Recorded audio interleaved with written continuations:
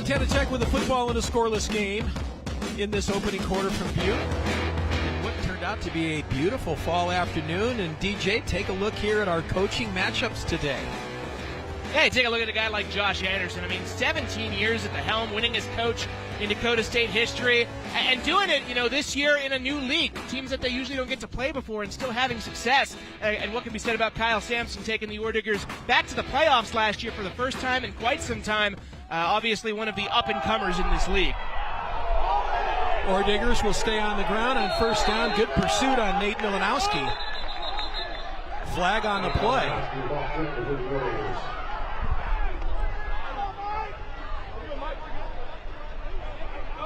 And this is going to go against Montana Tech.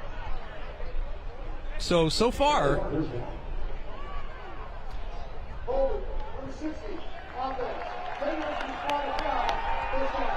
so 10-yard holding penalty will back them up 10. You were talking about Coach Anderson for North Dakota State. In his many years there, 17 as you mentioned, DJ, 3 of the last 4 years they finished 6-4. So it's a program on the rise, and they've played better over the last 3 seasons, more consistently winning, and he really has some strong roots in South Dakota. He's been an assistant coach at South Dakota, North Dakota State, played football actually for his alma mater, then transferred to North Dakota State where he played for a couple of seasons. So as another flag comes flying in, that's going to back him up even more. False start.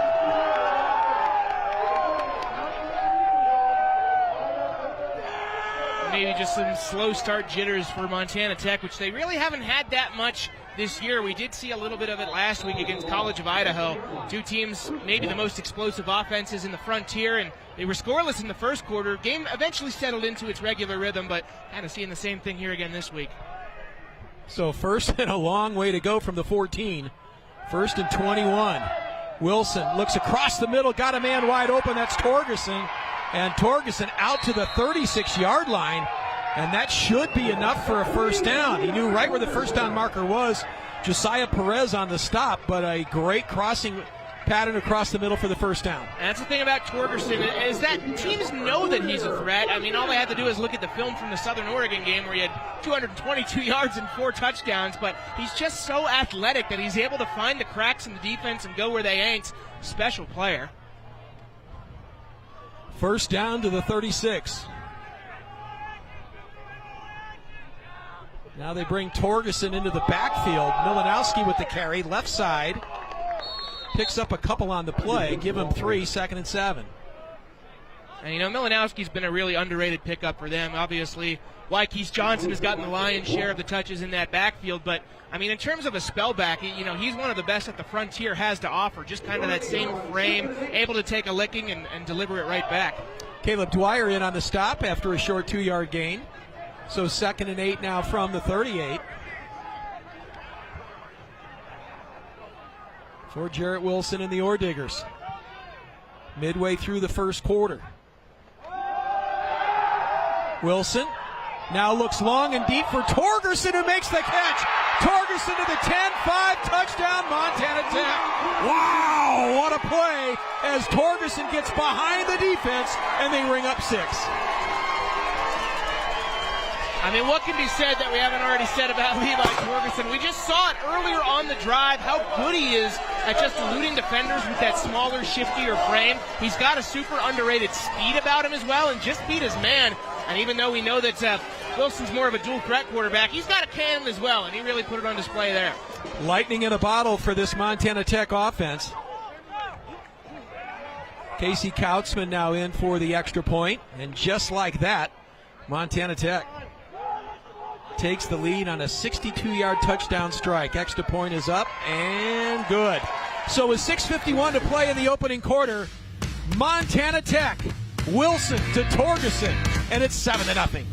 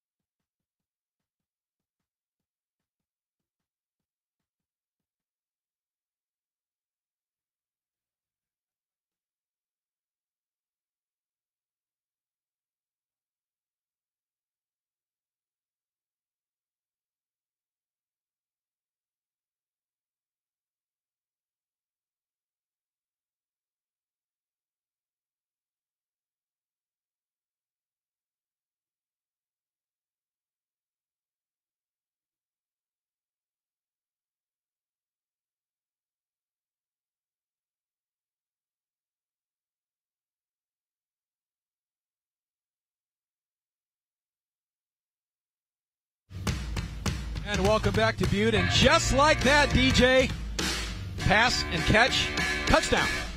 It's just an ideal situation for Wilson there. You got perfect protection there in the pocket, plenty of room to step up and make a throw. And your top receiver's just screaming down the field. He's got his man beat. I mean, that is the kind of play that you want to generate all day long. And they executed perfectly on that one. Devion Moses was back there in single coverage, and once Levi got ahead of steam, he was gone. So the Trojans will get the ball for the third time already here in the first quarter. As Ryder Baranowski will kick it away. Puts a foot into it, and once again knocks it out of the back of the end zone. Well, DJ, we have to kind of give you combat pay this week here at SWX because you've been a busy guy since Thursday. I have. Got the chance to go to Hamilton and call some flag football for us here on SWX. That was a great time. Golf championships were here in Butte yesterday. A little soggy there out there on the links, but it was a good time. And right here for some football. Where else would you rather be? Well, you'd rather be on your couch about 4 hours from now, but we're going to keep you around for a while, and that'd be a well-deserved evening for you. But as you mentioned, it's fun, man. It's fall sports in Montana. Flag football, what a fun event. 3 state champions were crowned that day, AA, A, and B. First time that's ever happened. It is. With multiple state champions, and then, of course, the golf yesterday.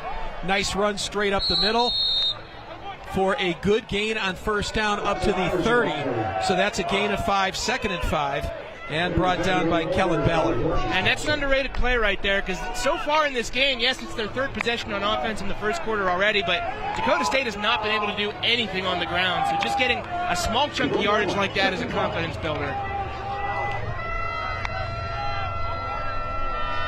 Second and 5.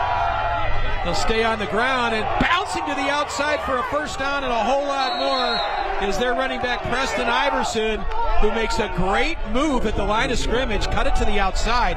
Gain is all the way to the 49 and a first down for the Trojans. And there you go, back-to-back plays where now they've been able to run the ball, which is the run defense has been Tech strong suit. That's just good hesitation and good vision by Iverson right there to see what the defense is giving him. They cut inside to try to stop the inside run. He's got daylight on the outside.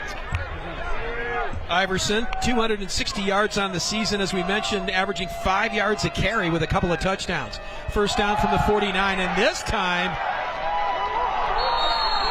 nothing doing there as Cooper Morris was met in the backfield. No gain.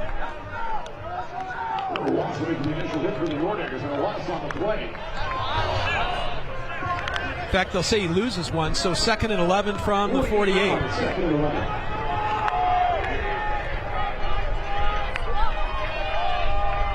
Morris stays in the backfield. Here comes pressure, and this one almost intercepted. And right there to almost take it away was Cole Graham, who read the play perfectly.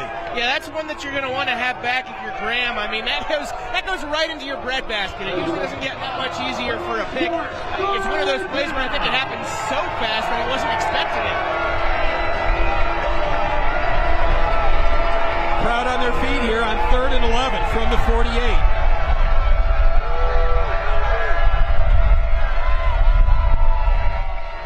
Empty backfield now for Heddick on 3rd and 11.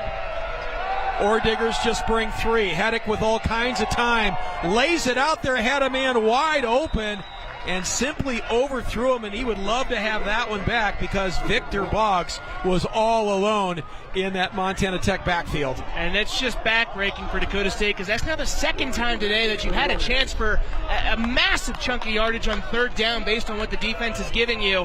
And, you know, it was a drop the first time. It was a miscommunication this time, just sailed wide of the intended target. That's tough, especially in a tough road environment like this. Well, he's their big play receiver, 13 catches, 20 yards a catch. Coming into this game, by far leads the team. Kick on the way. Torgerson will signal for and make the fair catch at the 26, and now flags come in, and there's going to be a late hit on the play as Jers Burkhardt hit him after the catch. There's a chance these could be offsetting because we had a roughing penalty over on near where the punter was as well, assuming that's what that call is for. It'll be interesting to see him sort it out here. So you're right, multiple flags.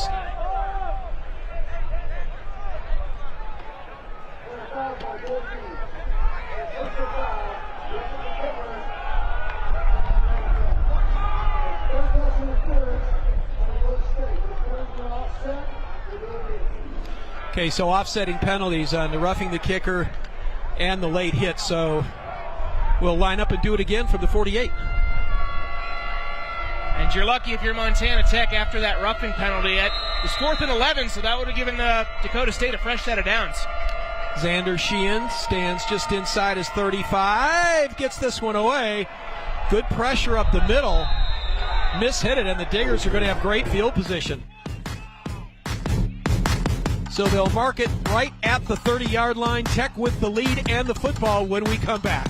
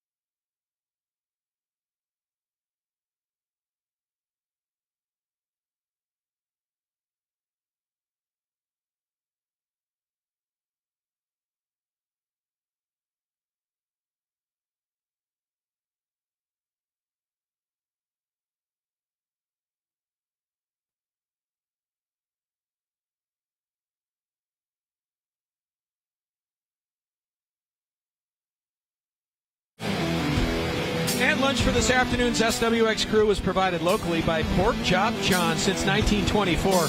The original pork chop sandwich at 8 West Mercury uptown and 240 Harrison downtown Butte, online at porkchopjohns.com. Reason enough, DJ, to go on the road and cover Frontier Conference football. Pork Chop Johns. Of course, we were just talking about it. Brock Osweiler, of course, the Montana Pro Football Hall of Famer, said back when he was playing back in the day that very fond trips of heading down to Butte to play the Bulldogs and get some pork chop johns on the way back to Kalispell. So. No doubt about it. Tech right back to work on offense, and a flag comes in on the carry. Was Ho for Montana Tech.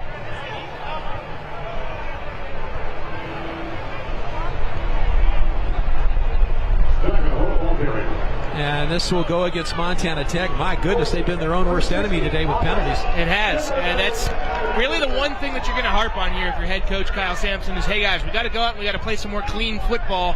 We've had false starts. We've had other kinds of penalties. They had the roughing, the kicker that would have given the Trojans a fresh set of downs, if not for the kick-catch interference. Got to clean it up if you're the Orediggers.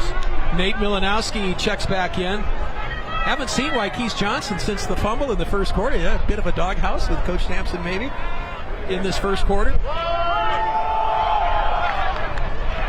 Milanowski carries to the 25, so he gets 5 of that back. 2nd and 15.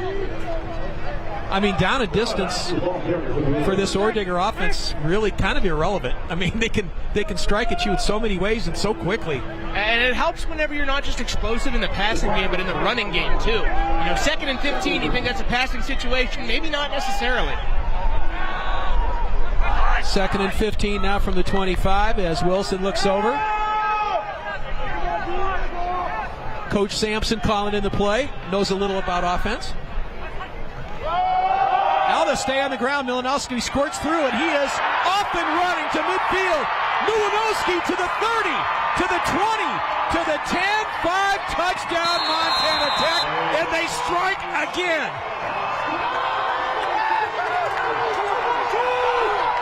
What did I just say a moment ago? 2nd and 15, you think maybe the Orediggers are going to go through the air game. No, they keep it on the ground, and Kyle Sampson knows a thing or two about what he's doing with his backfield. We didn't see Wykees Johnson out there. That's because Milanowski is more than capable. Finds the daylight, 75 yards down the sideline. And this Tech offense, whenever they're in high gear, they are fun to watch. And Milanowski showing surprisingly good speed. Once he got to that secondary level of Dakota State, he outran everybody to the end zone. So the Orediggers increase the lead here to 2 touchdowns. Kautzman on for the extra point. It's up and good. So with 3:40 to play here in the opening quarter, after a slow start, Montana Tech with a couple of touchdowns in their last 2 drives, and they lead over the Trojans here in Butte. The Trojans.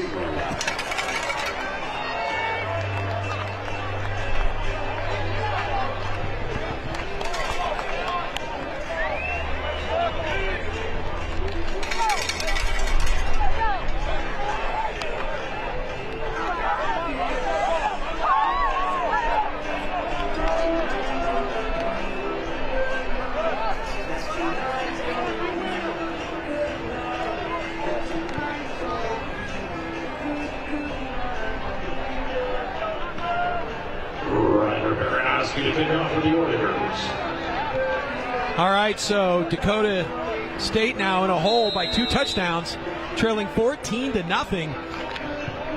And if you're Dakota State right now, this is a critical drive, a critical time to try to answer here in the first quarter. Yeah, well, we've seen the Trojans get past midfield twice and approach midfield one more time. They've been putting yards on the Orediggers. They just have not been able to convert in those critical situations. Missed opportunities on 3rd downs to get big chunk yardage. This is going to be very important for them to try to stay in this game early on. Yeah, no doubt, and really they've had opportunities, as you mentioned. Trey Heddick had 2 wide open receivers. The last one where he just simply missed, Boggs would have been an easy 6 walk-in touchdown. So we'll see if they can regroup here, try to mount a drive, put something on the board, and tighten this thing up just a little bit. We talked about Dakota State's 3-1 record coming into this game, coming off that huge home win over Southern Oregon last week, 11-10, and they also won the other crossover game as they beat Arizona Christian 44-27.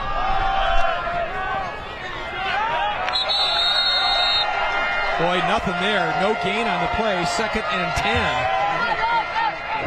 That was Tell Arthur again. Yeah, Tell Arthur is really the heart and soul of that Orediggers defense. He was voted a team captain in the preseason.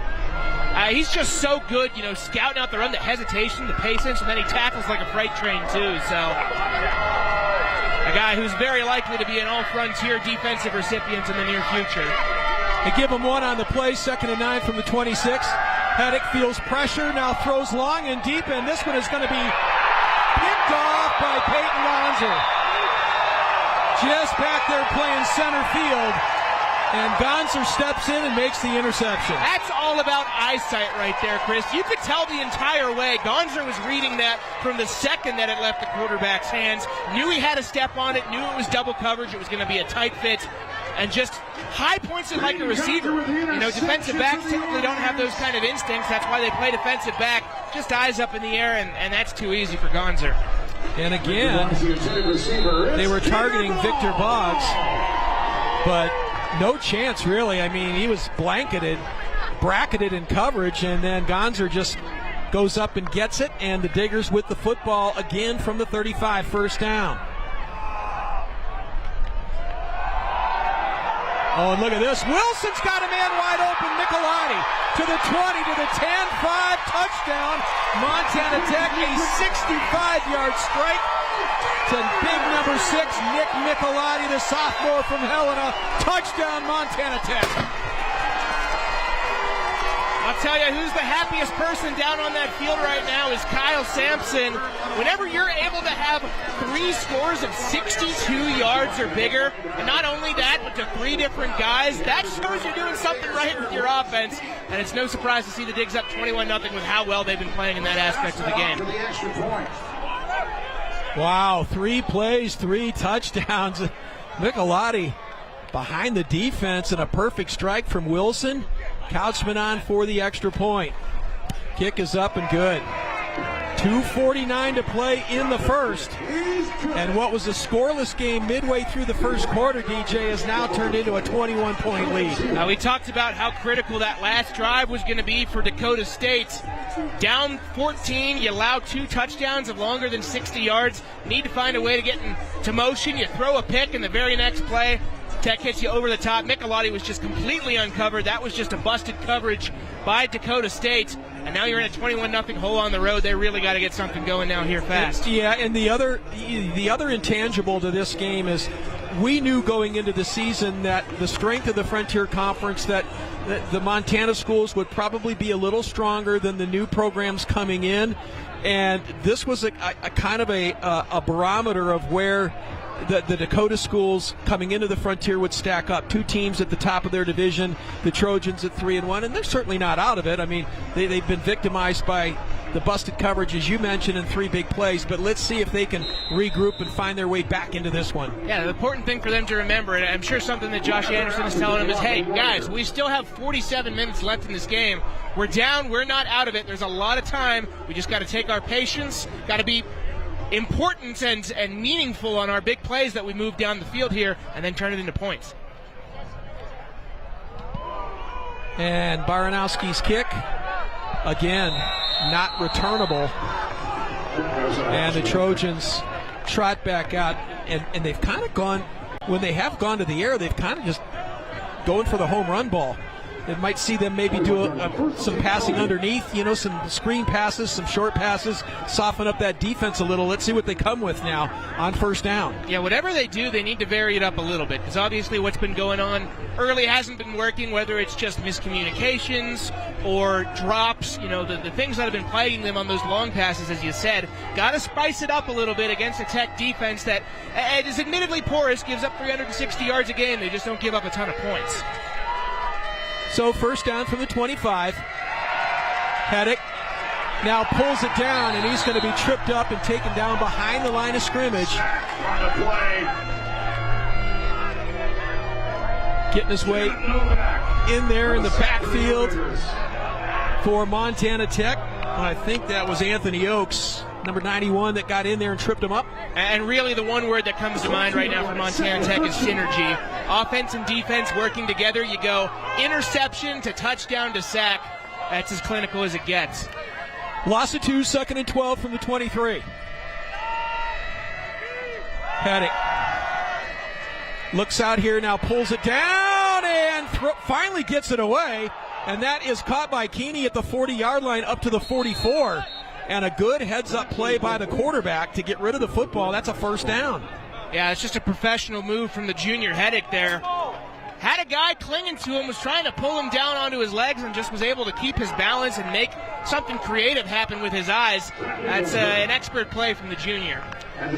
Maddox Keeney in on the catch, his second of the afternoon, first down to the 42. Big first down conversion here. Coming into this game, Hedrick 42 of 63, 66% completion with 5 touchdowns. He's thrown for 600 yards. Now he's going to pull it down. Got a lot of green in front of him. Over midfield to the 30, to the 25, steps out of bounds at the 24. A big-time run and a first down for Dakota State. And that's what good quarterbacks do, is you read what the defense gives you. And you can tell that everybody there sold out for the pass, the pass rush. There was not a single Orediger on the left side of the field. He had as much room to roam as he wanted, took full advantage of it. Takes it down to the 24-yard line. And a first down. Under a minute to play, first quarter. Trojans trying to get on the scoreboard for the first time this afternoon. This time they pitch it out over the left side. Oh, and a good run after. It got hit right at the line of scrimmage, but a nice run by Darius J., the freshman from Danville, Illinois. And alongside him and Samuel Livingston, that's 2 freshmen that they have in their offensive backfield set. It's good whenever you have that kind of depth amongst guys who have that kind of youth as well. Gus Sanford also checks in at tight end after a gain of 8, 2nd and 2 from the 16. They bring Boggs across.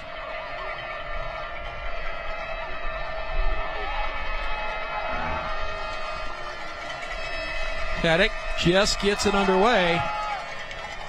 And that's going to be a first down carry to the 13-yard line. So they needed 2, got 3.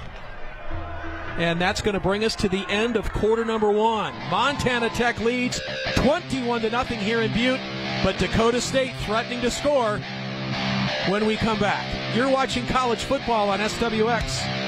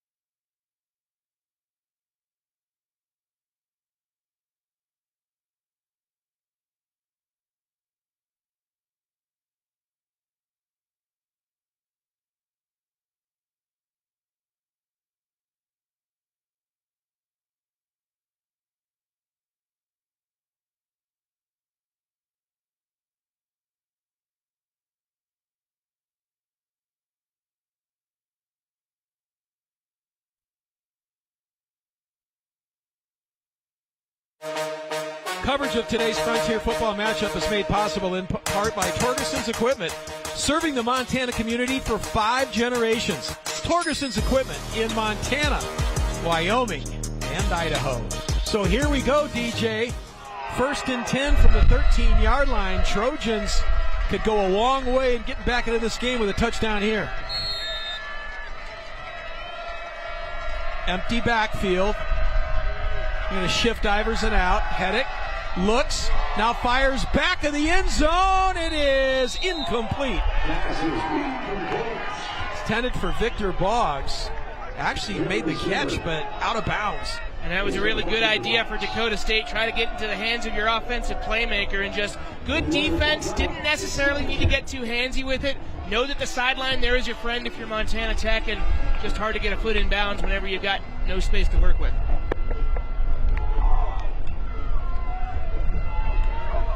Sanford checks in. The tight end on 2nd down. Preston Iverson in the backfield. Just underway, 2nd quarter. Heddick on the slant. It is caught, and is he in? Now they're going to mark him just short of the touchdown. Malik Ford with the catch. And a flag on the play. You saw Haddock's hat was ripped off on that play. Probably had something to do with that. Yeah.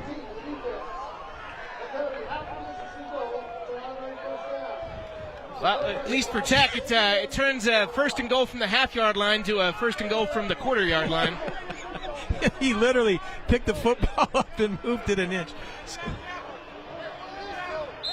Oh, look at this backfield. Big number 99, Casey Cawley with the direct snap. Cawley, get out of my way. Touchdown. Maybe taking a page out of the 85-86 Bears playbook right there. William the Refrigerator Perry, why not? Just bulldoze over some guys, and that's a confidence builder for Dakota State right there. To heck with the tush push. We're going old school. Just bring the big guy in. And Cawley in for the touchdown. 6'1", 250-pound senior from Arlington, Texas. Well, they say everything's bigger in Texas, Chris. Yeah, that's true. Villanueva's extra point is up and through.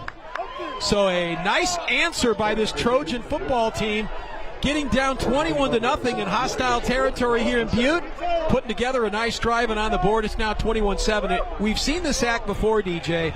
If you remember, we go clear back to, I believe it was week 1, maybe week 2, when Montana Tech had that big lead against Montana Western, and the Bulldogs just hung around, and made it a close game. And Tech has admittedly done that a couple times this year. Of course, I think about that Rocky game when they were up big at halftime. Yeah. They quickly got back into it in the third quarter. Last week against College of Idaho, 2 quick scores in the fourth quarter. So Tech has been probably the best team in the Frontier through the first couple weeks, but maybe can argue that it hasn't totally been a complete game from them every time. They've just been able to find a way to hold on with those early leads that they've been able to establish.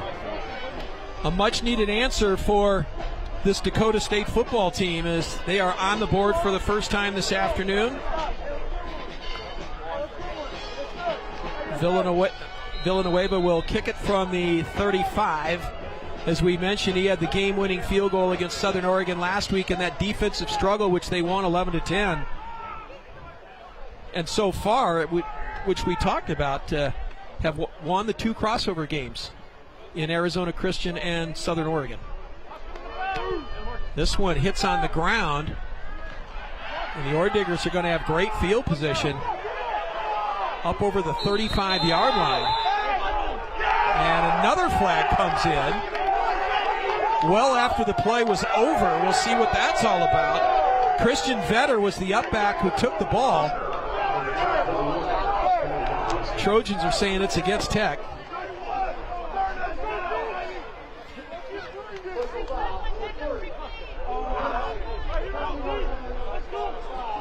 Personal foul. So Montana, this is the one set of numbers they're not going to like after today. No, there's one thing to clean up. I mean, you can take a look and rest on your laurels knowing that you've been able to just destroy them with the big ball, but got to clean up these penalties. This has been uncharacteristic of a Kyle Sampson team committing this many flags in the early goings.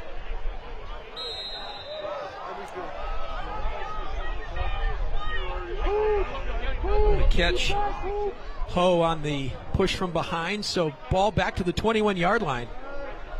And we've got Johnson and Milanowski. Johnson with the carry. And not much there. Goes down right at the line of scrimmage, maybe one. So Wyke's Johnson, who coughed it up in the first series, has not been back in the game since, but takes the ball there. It's been a couple of long fields for Montana Tech in the early goings, and you know what? Crack that up to the coaching of Dakota State, something I've noticed on all their punts and kickoffs. They're trying to keep the ball out of Levi Torgerson's hands. He knows that they can burn them, and that's been their strategy thus far. It's worked. Now you just need to get stops defensively. 2nd and 9 from the 22. Wilson now rolls to his left, keeps the football, and he is hammered at the 25-yard line. And a big hit delivered by Jordan Cooper. And Cooper bringing it. That's one of those that you're going to feel later on in the day when you step into the ice bath. Clean hit, but a hard hit. And that's just what they teach you to do here in the Frontier Conference. Cooper, a sophomore from Sioux Falls, South Dakota, right in their backyard. You know, you always want to hear about the travel stories from these teams and how they get here. Sometimes it could be literally planes, trains, automobiles. Not for this team. They just went to Sioux Falls, chartered a private jet, and got here yesterday. Straight into Butte. Wilson throws underneath. Good coverage, better catch. I'll tell you what, you can't do a better job defensively than Michael Foster did there. He was all over the receiver, but Snyder able to bring it in. And just versatility. I mean, so many options for Wilson to throw the ball to. We've already seen touchdowns by Michelati and Torgerson, throwing a very talented guy like Dylan Snyder. Gain is to the 37, first down.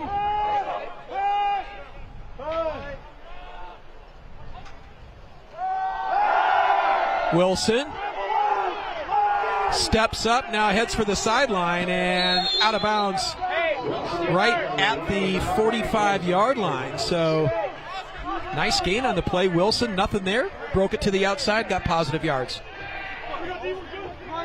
You're talking about that chartered flight that Dakota State had. A fun story for you there, Chris. At golf over at the country club yesterday, everyone was sitting around 5:30. Golfing had just wrapped up. We're waiting to get interviews with winners, and then suddenly there's this big rumbling overhead. We're like, what is that?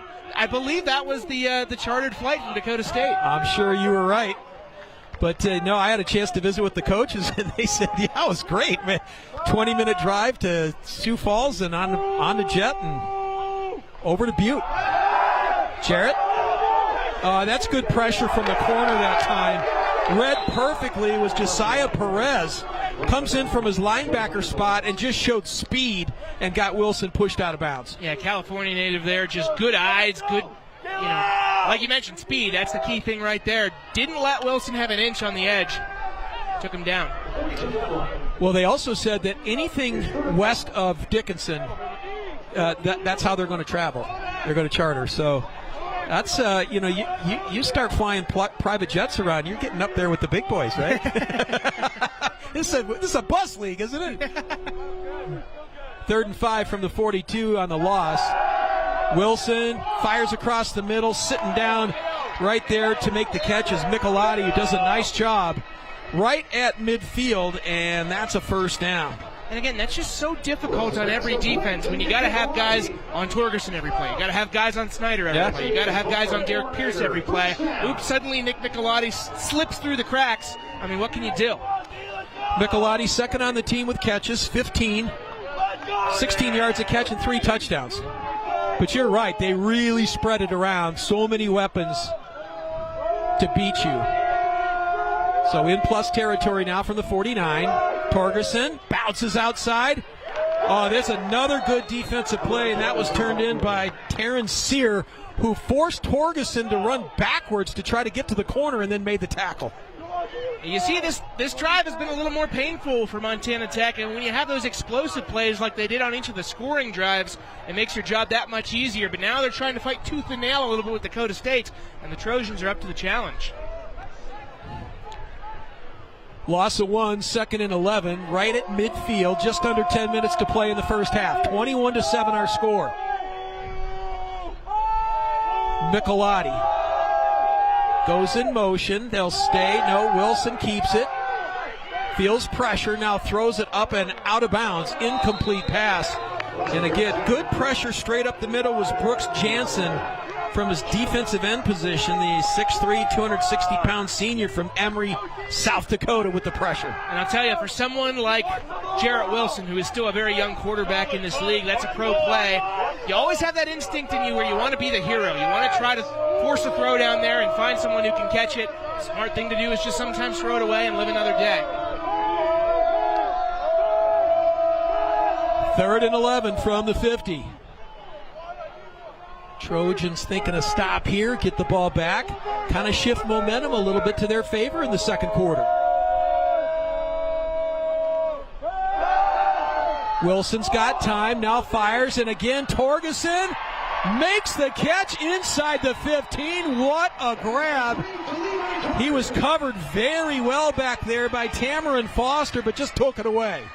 Again, it's that speed once more. It's such an underrated aspect of his game, and you're just kicking yourself if you're Dakota State because you played really good defense on 1st and 2nd down on this drive. That's a third down conversion that they've given up to Tech on this drive alone. And that came on 3rd and 11, DJ. So the Trojans had done their job, forced him into a 3rd and long, only to see the Diggers connect. So first down from the 14. And now they're going to do the end around. And this is going to go inside the 10 to the 5 and close to a touchdown, but just short. Nice run by Dylan Snyder. And Snyder took the pitch from Torgerson, got everybody going one way, and Snyder gets to the outside. Late flag comes in.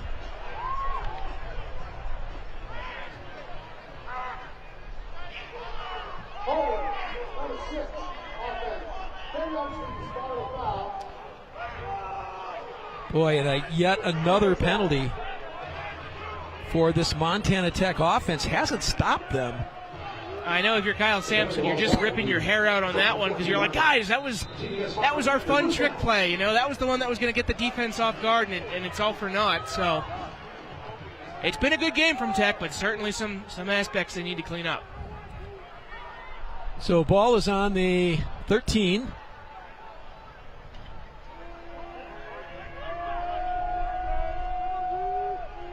First down.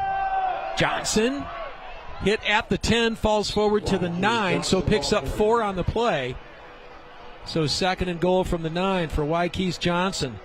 Johnson comes into this game with 566 yards rushing, 4.5 yards a carry, 7 touchdowns, and DJ averaging 113 yards per game. And when you combine that with that prolific passing offense and the way they spread it around, that's a hard team to stop. I'll tell you, that last play there was a little different for Johnson. The reason that he's got so many yards is because he's been able to stay healthy. That's because he knows to juke the defenders when he needs to. He decided to lay the wood down on that one and delivered it right back. Much better job defensively that time. It's going to bring up third down.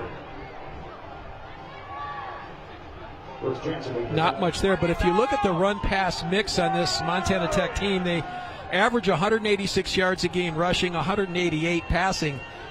That's superb balance. Whenever you're able to get as many rushing yards per game as passing yards, you know that you're doing something right with your personnel. It's blocking that creates that. It's good rushing that creates that.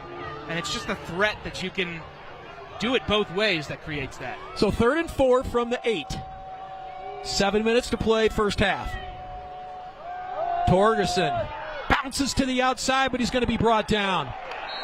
Again, just a good individual play defensively by Chambliss.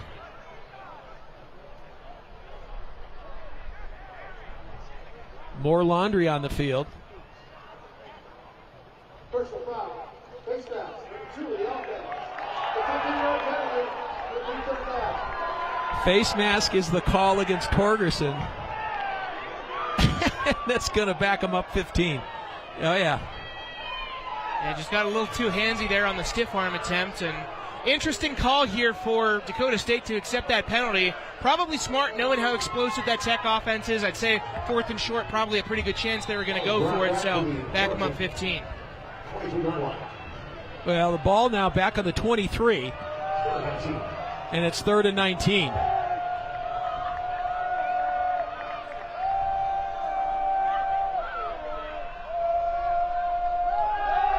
Here's Wilson, and he's going to throw for Torgerson, and yeah, that's going to be pass interference.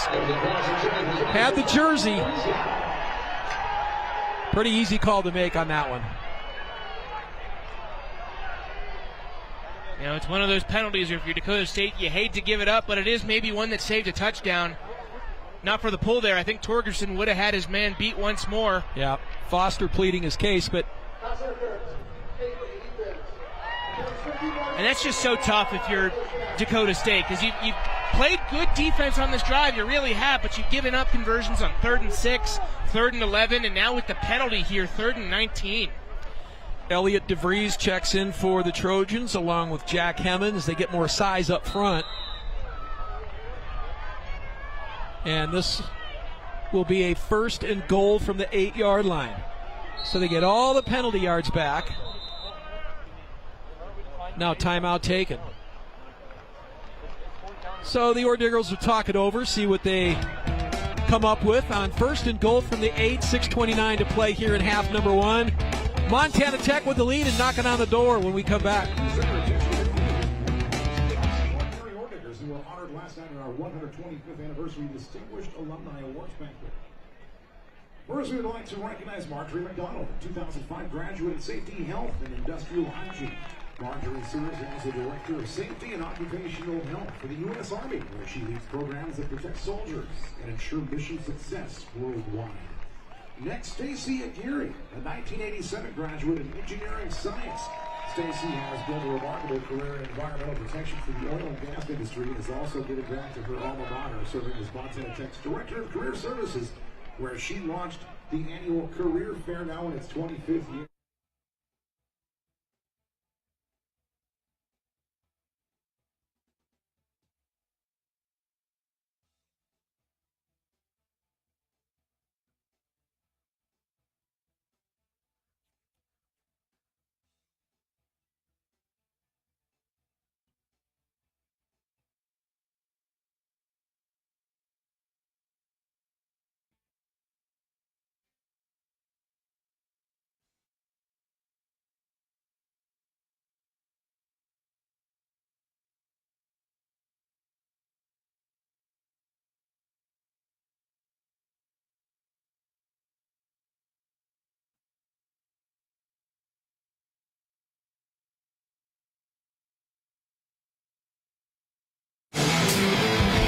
And our keys to the game brought to you by Butte Auto. Easy to find off I-90 at the Harrison Avenue exit in Butte. Find your next ride at Butte Auto. 6:29 to play in the first half. Montana Tech with a first and goal at the 8-yard line. First down and goal. DJ, it was raining buckets most of the way over here from Billings this morning, but this has turned into a gorgeous afternoon. You're not going to get too many Saturdays like this left in the year. Enjoy the good weather while you can. He'll stay on the ground, and this is Milanowski, who was wrapped up and thrown down by Tameron Foster. Foster with another good individual tackle. I'll tell you something I've been looking at during this second quarter, Chris, is the clock. That touchdown that was scored to bring it back to a 14-point game came with 14:31 left on the board. Montana Tech has had the ball ever since then. They're second in the NAIA in time of possession, and they are just churning clock here in quarter number 2. Hard to score points when you don't get the football. Well, as we mentioned with that injury on the field, that this is the opening weekend of the conference portion of the season. And the way the conference works, East and West, each team will play 6 games over a span of 7 weeks. The champions of the East and the West will get the automatic bid to the NAIA tournament, but then come the at-larges, and this is where the non-conference portions is, well, and for teams, quite frankly, that have struggled, get a second chance, because as Chris Stutzream will be the first to tell you, everybody's 0-0 today.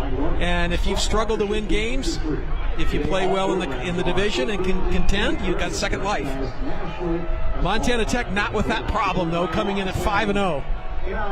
Second and goal from the 7. Wykees Johnson is going to be met at the line of scrimmage and pulled backwards. So that front wall of Dakota State really bowing up here on this drive. And just to add on to what you said a moment ago about the division split and the 2 auto bids and everything, you know, it's not to say that those early season games were meaningless or anything, because you talk about seeding for a team like Montana Tech. Your resume is going to show that you've got 4 wins against top 25 teams, and that's going to put you in a real good position to maybe host a game or 2 in the playoffs. Third and goal from the 5. Johnson, they're going to go the little end around. Torgerson back at the end zone, wide open, touchdown Montana Tech. So again, they reach into the bag there and pull out a little fun on that one. And that was Wilson, the quarterback, I believe, that made the catch, yes, in the end zone. It was. Call that one the Orediggers special or whatever you want, the Pork Chop John special. We saw that bag of tricks in the opening week against Montana Western too. Levi Torgerson had a passing touchdown in that game. They pulled it out here again, executed it perfectly, and just perfect placement for the score. You know, there's a statue in an NFL stadium because of a play like that, right? Just perfectly executed. And Tech extends the lead. Extra point, sizzles through. 5:13 to play first half. Montana Tech extends the lead on the touchdown strike from Torgerson to Wilson, 28-7.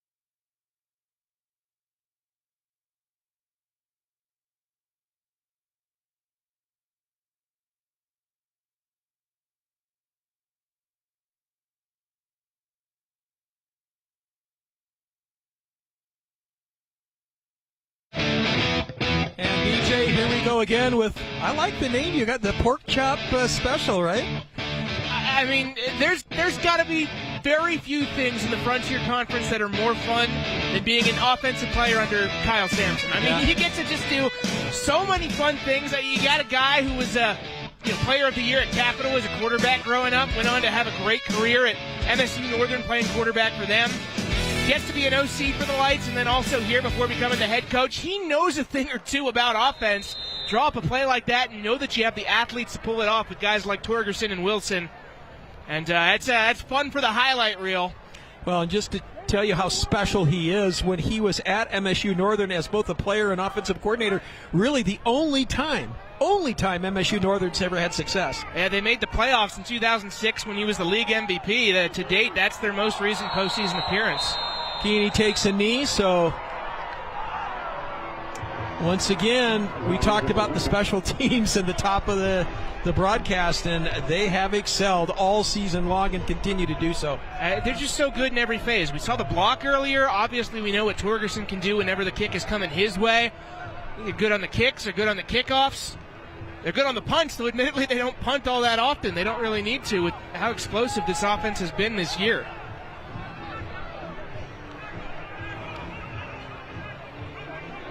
So out comes Trey Heddick in this Dakota State offense, trailing now again by 3 touchdowns. Still 5 minutes and change in the second quarter. Try to cut into that. And they will stay on the ground. Not much there for Preston Iverson. Iverson with the short gain.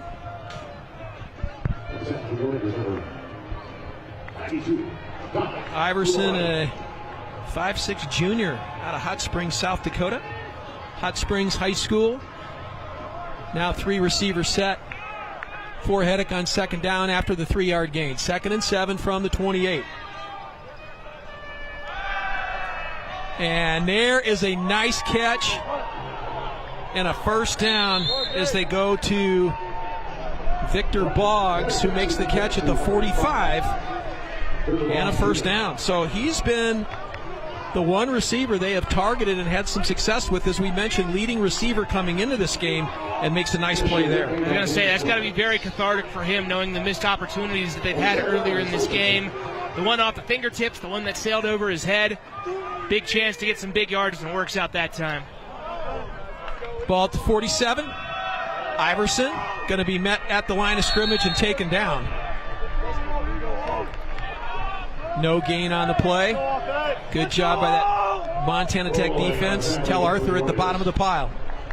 And I think part of the issue here for this Dakota State offense is they've been a bit one-dimensional to start this game. They're a team that does prefer the air ball, but they're mostly a balanced team. They just haven't been able to do anything. They had maybe 1-2 good runs against Tech today. Everything else has been stopped just after the line of scrimmage or before it. 2nd and 10 now from the 47. Heddick fires out here in the flat, and just a little miscommunication there as the receiver Malik Ford broke to the outside. Heddick broke to the inside. Heddick threw to the outside, incomplete pass, 3rd and 10. And now if you're Montana Tech, 3:27 to go in the second quarter, you get a stop here. You got plenty of time to try to put some more points on the board. Yeah, the wheels are definitely already in motion, not to mention they're going to get the second half kickoff, so they're certainly going to have a chance if they can get a stop here to really put this game on ice early. Always the strategy, the coin toss, right? Get the twofer. Ball at the end of the quarter, start the third. Heddick looks underneath and incomplete. Good coverage back there. Really no chance. 4th down, and the Trojans will punt it away. And that was pressure right there, just forcing a throw, maybe perhaps where Heddick didn't want to put it. I thought he had a chance for Boggs up the middle there. There was a little congestion. Decided to go for the outside target and just couldn't quite put it on the money. Xander Sheehan stands at his 32-yard line to kick it away. As we mentioned, the Special Teams Frontier Conference Player of the Week last week for his punting against Southern Oregon. And this one, boy, just off the side of his foot. I think I jinxed them, didn't I? But on the good side for him, it might not be a return for Montana Tech. You know how dangerous Torgerson is. That's been their strategy this year, so maybe you aren't too happy with a punt off the side of the foot, but at the same time, maybe also count your blessings. Yeah, no, you're right. Every time Torgerson touches the football, you've got that opportunity to put 6 on the board. So Tech, plenty of time left. They have 2 timeouts, plus the 2-minute warning, 3:15 to go in the second quarter. And 3:15 is nothing to a team that has scored from 62, 75, and 65 yards today, Chris. Big play offense on full display here in Butte this afternoon.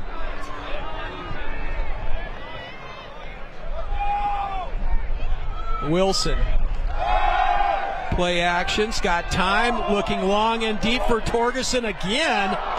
And this time bracketed in double coverage and still had a chance at it, but much better job defensively to knock that one away. Yeah, it's just kind of one of those defensive plays there where you had the wide receiver beat, quarterback tries to force a throw in there knowing that Torgerson is one of the best athletes on this field, still got his fingers on it, maybe went into a little defensive back mode there to try to prevent it from being picked, but you'll certainly take that result if you're the Dakota State defense. Yeah, Foster got some help back there from Michael Foster, and incomplete now, 2nd and 10 from the 30.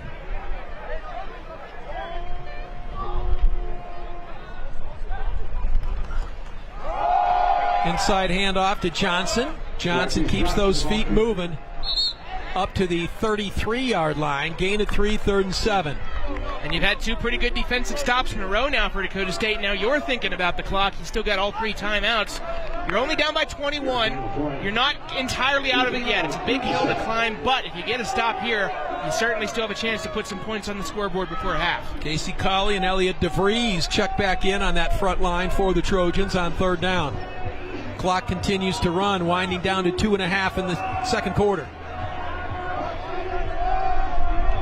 Montana Tech living up to their number 5 billing. 5th-ranked team in NAIA college football. Pressure off the corner. They throw underneath. That's complete, but short of the first down. And Snyder taken down. And it looks like Montana Tech will be forced to punt. So a nice 3 and out for this Dakota State defense. And for a team that last drive just gave up so much on 3rd down, we saw 3 conversions in addition to a pass interference penalty that led to the eventual touchdown. You got to be very happy with that if you're the coaching staff for Dakota State, knowing that your team was finally able to get off the field on 3rd. We have 2 more extraordinary Orediggers who were honored last night in our 125th anniversary. Ball's at the 33-yard line. 4th and 7 for Montana Tech as they look to kick it away. We're at the 2-minute warning here in Butte, and you're watching college football on SWX.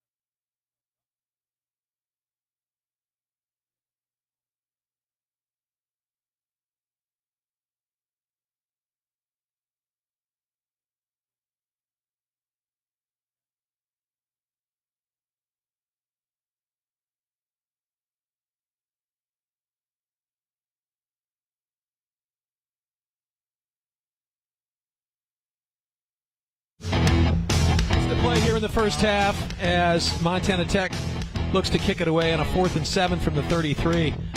You know, this Dakota State team, DJ, they've got Tech tonight or today, then Dickinson State next week, which is a nationally ranked team. But then the last 4 games of the season, 3 are at home and all 4 are winnable games.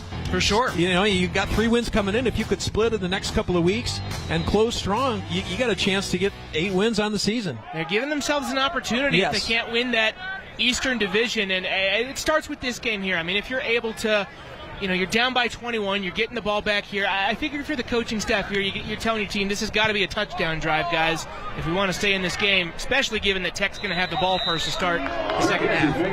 Fair catch signaled for and made by Jovi Wolf. And the Trojans have 1 minute and 55 seconds to carve into this 28-7 lead. And I think you're exactly right, DJ. If you can come away, even if it's a field goal, if you can come away with points before the half, you're giving yourself a chance to have a second half comeback.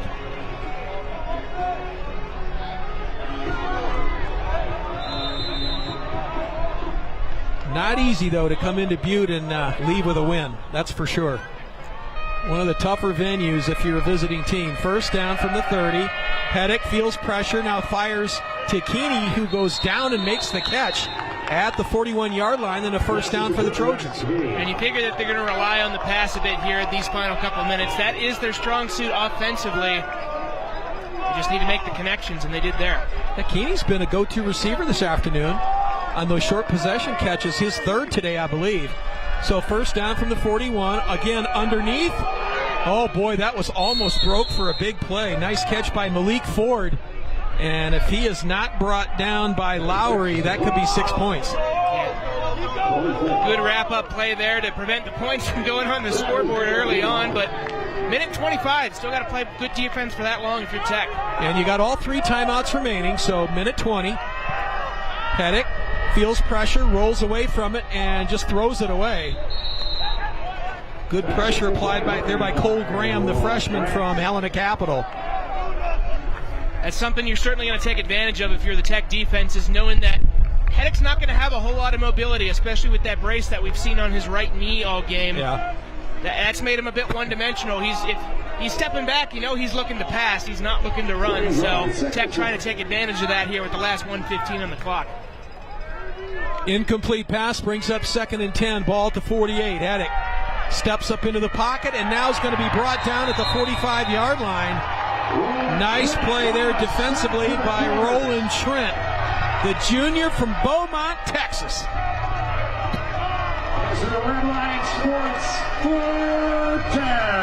Interestingly, Dakota State not using their timeouts here. Yeah. Don't want to give Montana Tech any time in case he can't convert this third down. 3rd and 17. Wonder here if they just stay on the ground and run it. No, Hedrick will pass. Steps up in the pocket, and now fires across the middle, has a man at the 40, and that's caught. Victor Boggs. Boggs has it at the 42, but short of the first down, and he stays on the ground. You got enough yardage on that play where you got to wonder, maybe they're going to try to keep the offense out there and try to convert this fourth and what appears to be 4 or 5 yards. Again, I think it's just so critical for Dakota State to try to get any kind of points on this drive. So I know you're playing a risky game. You've given up big yardage plays in no time to this Montana Tech team, but I figure if there's ever a chance to be aggressive, it's right here. The ball is at the 42. So we'll see what they do. The injury timeout. Here it is again. A nice play. Hedrick steps up in the pocket, finds his man, and then right at the end of the play looked like he got his leg rolled up on. He did, and it's akin to one of those kind of hip drop tackles that the NFL is trying to kind of hone in on and discourage players from doing there. It's hard. There's already enough rules that hurt defensive players, so it's hard to make that kind of adjustment, but you can see there with the roll-up on it why it can sometimes be a dangerous play. Well, this is a tough break for Dakota State. Victor Boggs, as we said, is their leading receiver, 13 catches coming into this game, and he is being helped off the field. So a big part of that Trojan offense is over on the sideline now. And you're right, DJ, exactly right with Hedrick. He has very little mobility with that big old brace on his right knee. So as you mentioned, he's more of a one-dimensional quarterback, sit back there in the pocket, try to find the receiver, effective at times.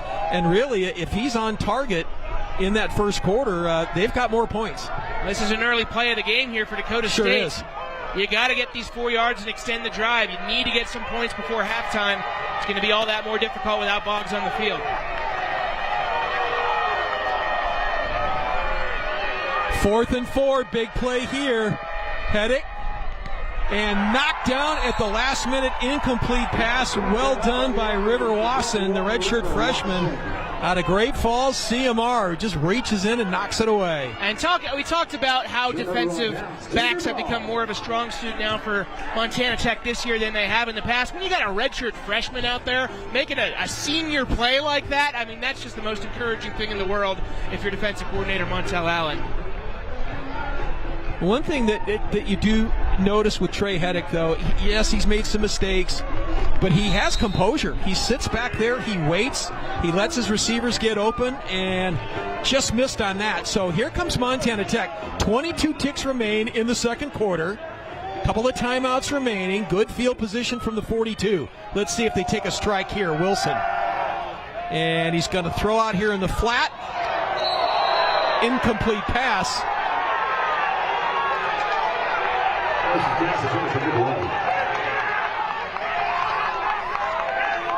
Pretty good hit at the end of the play. The Dakota State bench is loving that. And there's nothing really you can do if you're the defender on that one. You think he's going to catch the ball. It just slips out of his hands. You can see that Tech sideline erupted too. They wanted some sort of penalty, but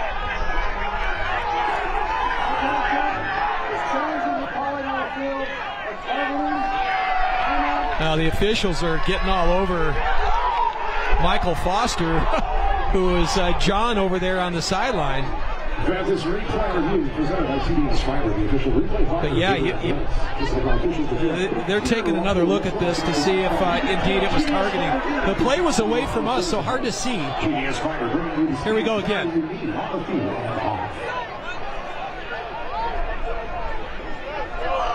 Oh, yeah. So big hit at the end. Michelotti was trying to get out of bounds before he caught it. So he couldn't make the catch, but then took that big hit right at the end of the play.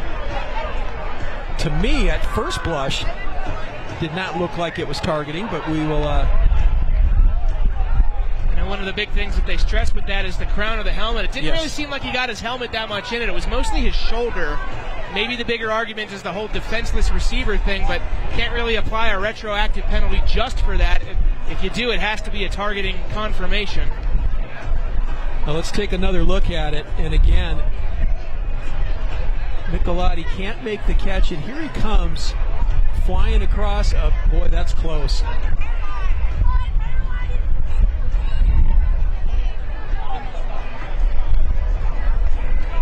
And yeah, if you're Foster, you're thinking catch, and he's going to turn up the field and run. Right. He can't anticipate that the ball's going to be dropped, but we'll see what the call is here. I'll say if there's ever any good a time, there's never a good time to do targeting, but if there's ever as good a time, it's the very end of the first half, because that means you're just missing the second half. You're not suspended for the first half of the next game. Let's pick up the call. After review, and a personal foul.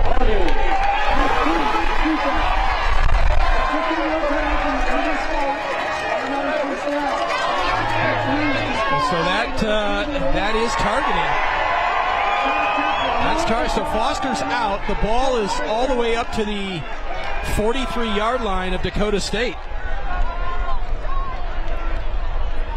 Tough break there for the Trojans. It's still 16 seconds and 2 timeouts remaining for Montana Tech. That's basically a lifetime the way that they've moved this offense today. So yeah, that's really tough if you're the Trojans.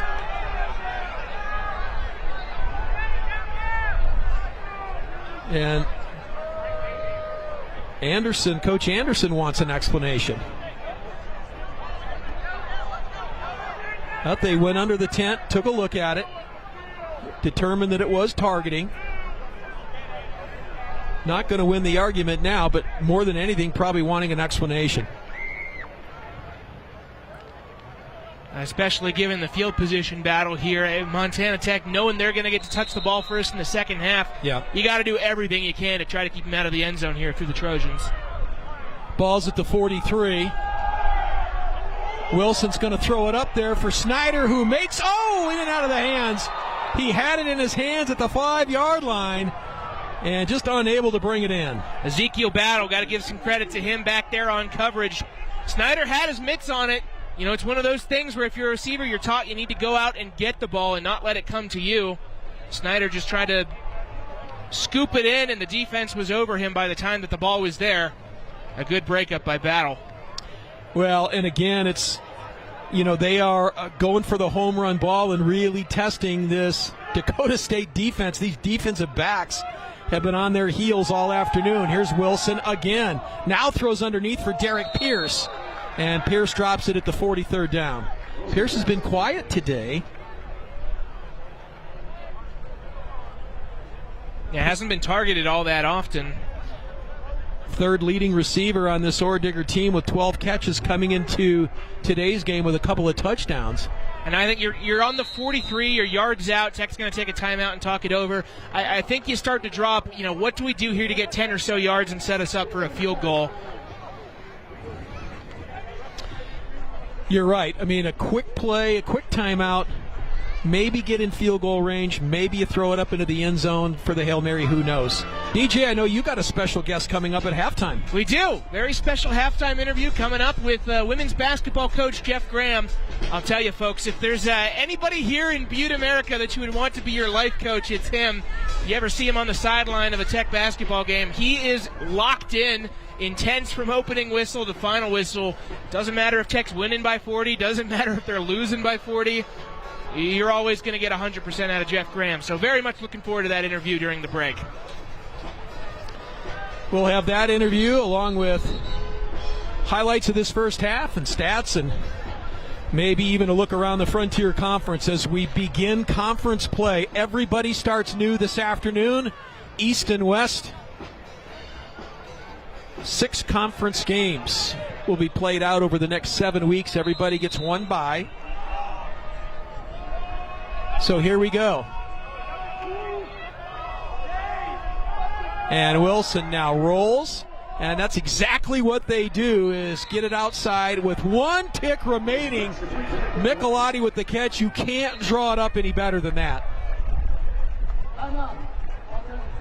So Tech with the catch and out of bounds and 1 second remaining. And DJ, you called it. A quick little 10-yarder and a chance for a field goal. Yeah, well, based on where the field position is, it looks like they're going to spot it at the 34-yard line. It's certainly not going to be a gimme kick. It's going to be close to 50 yards, but, you know, they bring in a guy like Casey Couchman, a guy who has experience at the D1 level, of course, previously played at Montana State, now back in his hometown of Butte playing for the Orediggers. Yeah, looks like they will, this is going to be marked at the 41-yard line, so this will be a 51-yard field goal attempt for Couchman. He's 5 for 5 on the season. He's perfect and has a long of 42, so this would be from 51 yards.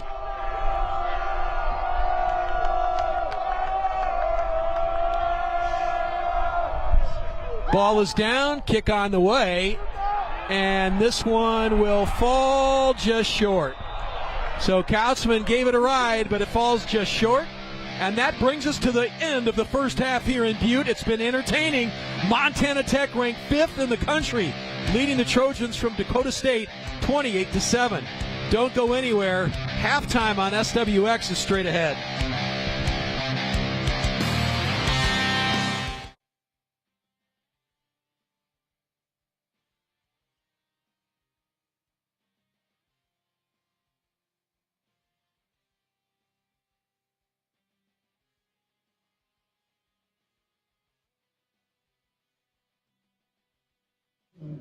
She will punt the ball as far as she can wherever the punt lands.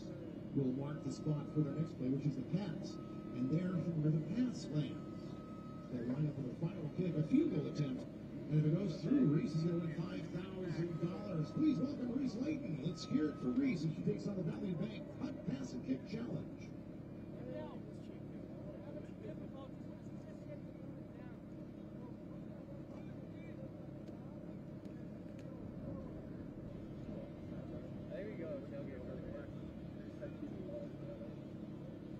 It's going to land there at the 32-yard line. Reese is going to get a pass now.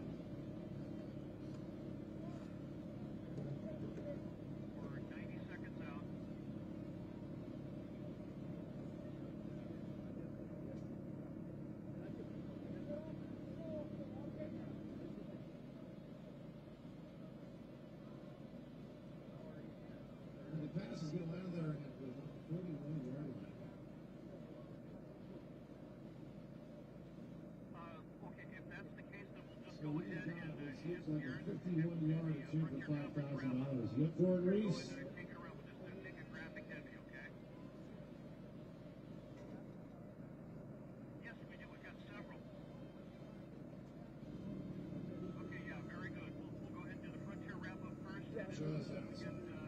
Way to go, Reese. Thank you very much for your continued support of Montana Tech and their investment in our community.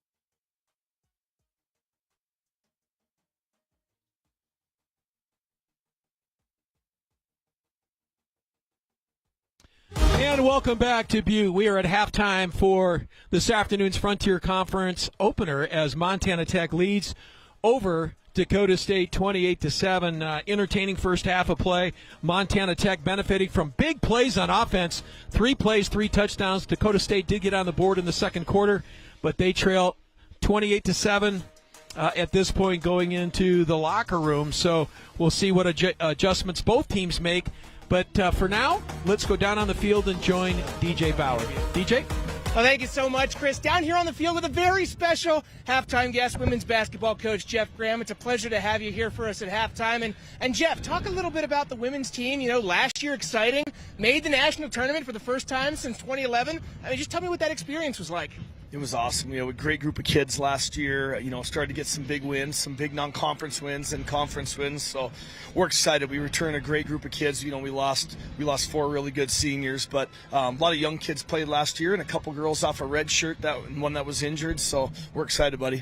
Yeah, obviously practices have started up for you guys recently. Just tell me about kind of what it's been like in the gym through the early goings here. What are some things that you're looking forward to figuring out here as we get ready to get into basketball season? You know, it's been awesome. You know, getting Olivia back, so we have another good post there in Rach, and just getting them playing with the girls. And the energy's been phenomenal. Had a really good practice this morning. We got a scrimmage coming up next week. We're ready to see where we're at, and then we got MSUB here in a couple of weeks. But it's been a blast. They came in shape. They were ready to go. It's a great group of kids, and it's been an awesome start. Been a couple of years for you here in Butte now after obviously spending some time up in Belt coaching there. I mean, just tell me what you've most embraced about the community down here in Butte, America. Man, it just feels like a small town. The people, the football staff was very welcoming. You know, they encouraged me to apply for the job, and getting Chuck Merrifield, you know, here, and it's just great people. You know, my daughters, I get to go watch a volleyball game here. My son's got baseball tryouts, and the little one's running around, and this town is just awesome. The people are phenomenal. They're just genuine. The tailgates are great, and you know, we're very blessed, and it's been a very fun opportunity. And you're enjoying the game day experience here today? Yeah, holy cow. Milanowski is running well, and gosh darn, Wilson and Torgy are fun to watch, aren't they? And that defense, I know we talk about the offense all the time, but that defense has been lights out. And so hopefully, come out of here and got one more big game against Northern and then get a bye week. It's been a grind. I mean, our preseason schedule was brutal, 4 top 25 wins, but I'm excited with the freshman quarterback playing like that. We're gonna be really good. I think we're gonna keep improving. What'd you say is the number one thing you're most looking forward to about the start of basketball season, Jeff? Oh, just finally getting games. I think the kids are tired of practicing each other, and just excited to see where we're at. And this new conference is going to be fun. Getting to play conference in November, I think that's the best. You know, it doesn't seem like such a long preseason, and then you're waiting, you know, crammed in conference. So we're excited. That conference is going to be fun, kind of like the back-to-back days when I played. And I think the home weekends are going to be fun. It's going to be nice to be at home for an entire weekend, and it's going to be great. It's going to be a really competitive conference. Jeff Graham, ladies and gentlemen, women's head basketball coach, thanks so much for joining us here on halftime. We're going to send it to break. When we come back, first half highlights. Make sure to stick around right here on SWX.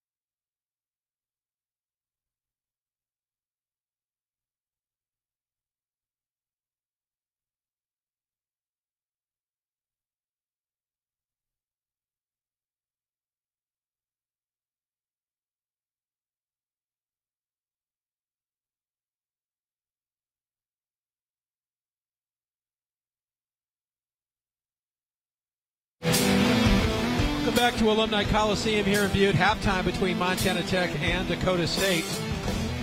And as the fans are getting hydrated and full as they hit the tailgate section, let's take a moment to check out where the NAI is right now through 5 weeks of the season. Let's start with the top 25. And as you can see, there's been no change in the top three, DJ, all season long with Grandview, Kaiser, and Benedictine. And then you have Morningside, and there's Montana Tech, one of four teams in the Frontier Conference ranked in the top 25. You know, something I noticed there about that top five, 3 of the last 4 national champions, Grandview, Kaiser, Morningside, all in there. Bodes pretty well if you're Montana Tech, a team that has really been looking to make a splash. Obviously, they made the playoffs last year for the first time in quite some time, ended on a disappointing field goal right at the buzzer. But, I mean, they're humming this year, and it's elite company that they're being listed alongside here at the top of the NAIA. Yeah, and it's we talked about Montana Tech's schedule, playing all those nationally ranked programs in the top 25, and Montana Tech leads the way with that number 5 ranking. Switching to the Frontier Conference, and where we're at here, let's take a look at the other schools in the Frontier that are in the top 25. Yeah, well, of course, Montana Western is just a powerhouse, and they have been for years. You know, they won it each of the past 3 years, and a good chance for them to win that West Division this year, pending their schedule. Carroll, of course, is always a very tough team.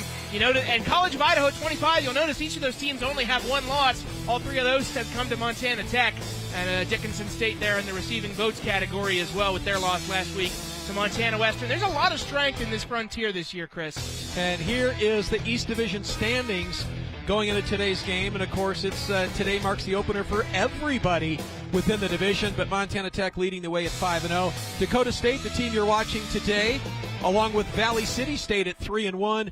Mayville State also there, and then Dickinson State, as you mentioned, in the top 25 to begin the season. They've lost a couple of games. They're receiving votes. And, of course, MSU Northern and Rocky Mountain College. Western side of the division, there's those nationally ranked programs, 1, 2, and 3. Yeah, Carroll, College of Idaho, Montana Western, we touched on it. Those have been 3 of the biggest challenges that Montana Tech has faced this season. A team like Southern Oregon that was also in the rankings earlier this year. That's a really stacked Western division.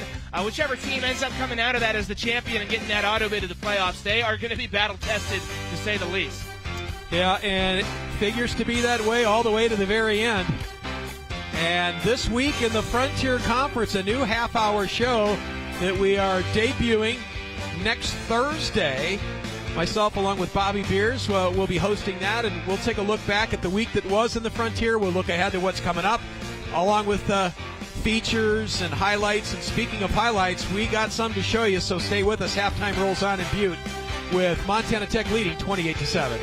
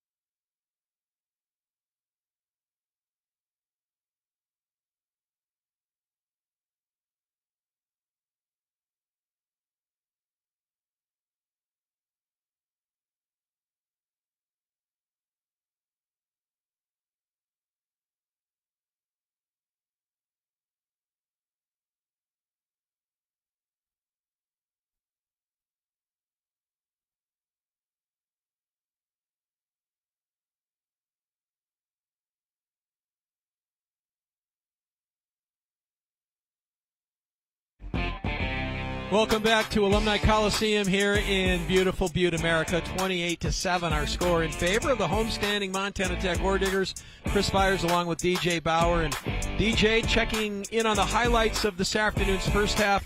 Let's take a look first at Dakota State. And again, had some chances here in the first half. Yeah, it's a Trojans team that we knew kind of had a balanced attack, but especially liked to throw it through the air. And really, you take a look at their numbers, and you can't be all that disappointed with the performance. 195 yards, you consider that a pretty good mark to match for the first half. The issue for them has been completion. Of course, we saw a couple bad penalties. We saw the blocked field goal that they had on their first drive, and then just couldn't convert on some key third and fourth downs there late in the half. So they've moved the ball pretty well against this Tech defense. They just haven't been able to convert on all their opportunities. That's the reason that they're down 21 on the scoreboard right now, Chris. Yeah, and that was the big fella, number 99, Casey Colley, in for the only touchdown of the afternoon. Back of the other way for Montana Tech.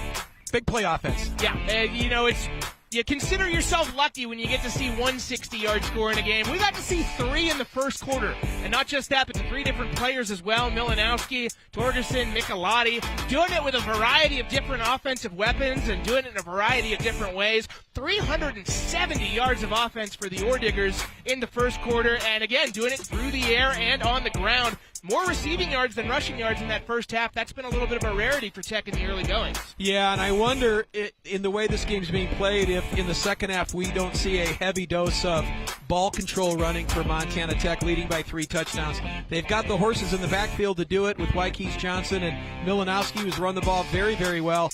And there's a big play there, one of many in that first half for Montana Tech. So that's where we stand at the end of the first half as Michelati gets the touchdown catch there, and 28-7 is where we stand at the break. So stay with us, closing in on the start of quarter number 3 here at Bob Green Field. The home team, Montana Tech, looking to move to 6-0 on the season on top by 3 touchdowns.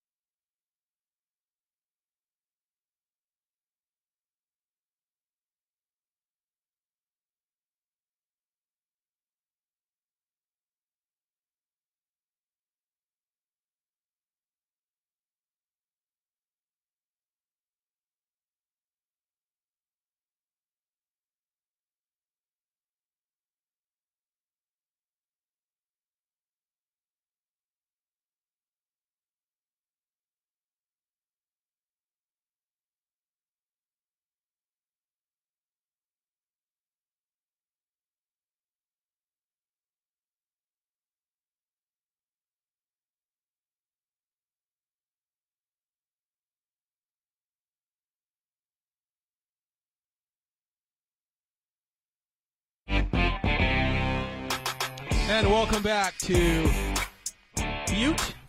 And there's our halftime score, 28-7 in favor of the Orediggers.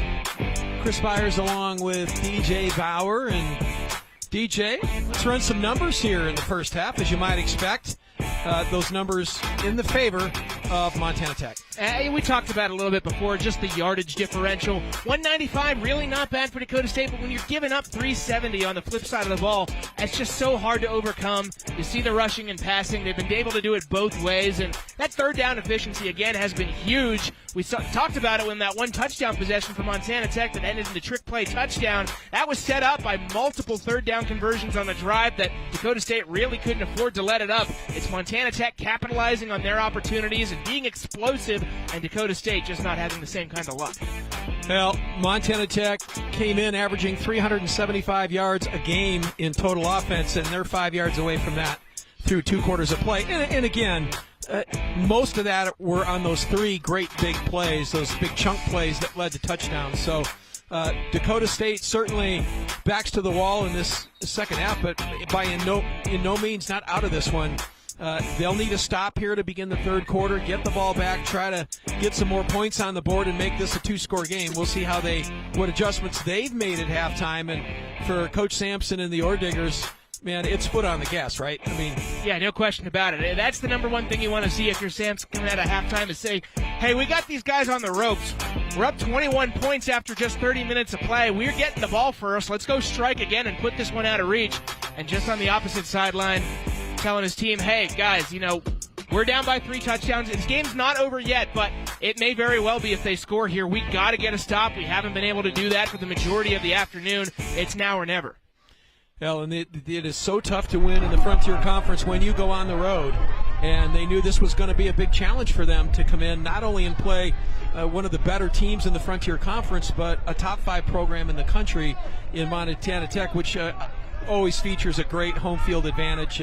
The fans here love their football, and I do believe, DJ, that this first possession of the third quarter is going to go a long way. If Tech can hang on to the ball, use that third quarter, long sustained drive, that's going to make it really tough. Yeah, especially if you're just able to tire out that defense. A lot of their possessions obviously have been very quick, very short on the explosive plays. It's another thing that you want to do is try to be versatile and try to win in different ways, and Tech can certainly do that if they turn this into a short drive. This ball squibbed on the ground, and Montana Tech's going to have great field position. I tell you what, fielded nicely by Caleb Novak, who kind of one-handed it and was able to field it, but the Orediggers are going to have great field position to start the third. And they've stayed tried and true to that strategy of making sure that Levi Torgerson does not touch the ball on these kicks or punts. That's the second time on a kickoff that they've kicked it kind of squib style well away from him, for better or for worse, because Montana Tech's going to have, like you mentioned, Chris, pretty darn good field position on the 36-yard line. So here comes this Oredigger offense. Milanowski in the backfield to start the third. They bring Derek Pierce across. And now they throw it out here for Torgerson. Tries to pick up a block, and he's run out of bounds at the 43-yard line. So quick gain of 6 and a 2nd and 4.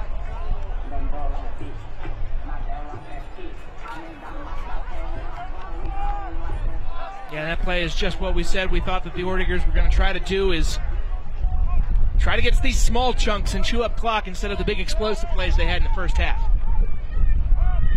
So from the 43, 2nd and 4, Wilson, nice little pass inside, and that's going to be a first down carry to the 46 of Dakota State. And that's going to be another thing that Montana Tech is going to want to try to do here as they try to extend this lead and put it out of reach, is try to control the middle of the field. If you're able to do that offensively, you're going to take a lot of time off of that clock. And we saw a good connection there for the first down. Kastelitz on the catch. Redshirt freshman from Kalispell Glacier. First down gain to the 46. Just underway, third quarter. Diggers already in plus territory. Here's Wilson, plenty of time, now lows it up there for Michelotti, and Michelotti can't quite come down with it. Good coverage back there by Trayvon Johnson, the senior from Houston, Texas, who knocked it away.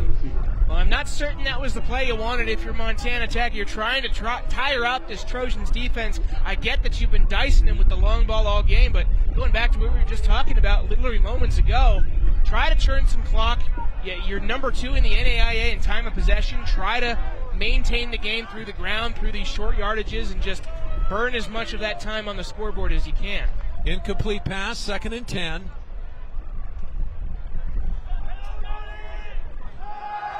Wilson in the flat, complete to Milanowski, who's got running room to the 30. Down to the 26-yard line and a first down, run out of bounds by Johnson.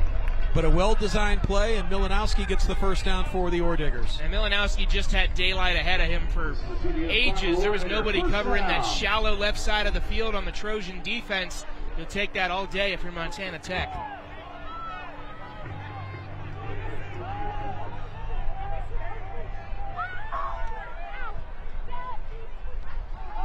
Here's Wilson, inside handoff. Milanowski busts it to the outside, nicely done. And the gain is all the way down inside the 20-yard line to the 17. I'll tell you what, Mikey's Johnson had that fumble on the first possession of the game for Montana Tech. They've made Milanowski the lead back ever since, and he has made Dakota State pay for that fumble. He has been carving them up on the ground all day long. Milanowski from Grand Rapids, Michigan. Came a long way to play his college football out here in Butte, but he's had a nice season. Empty backfield now. Wilson now throws the inside screen. Blockers in front. Torgerson wrapped up and taken down. Good open field tackle by Gabriel Chambliss. Another underrated part of Torgerson's game. I feel we say that about everything. The hands. I mean, you saw it on the catch there. He had to go out and get it. Kind of stuck to his hand like super glue. Just good strength to bring that ball in. Chambliss with a good open field tackle sets up. Hell no, that's a first down gain. Ball at the 11-yard line. So a fresh set of downs, got just enough. Milanowski straight up the middle. Falls forward to the 6-yard line. A gain of 5 on the play. Milanowski just moving that pile forward. I mean, they just really have not had an answer for him all day. No.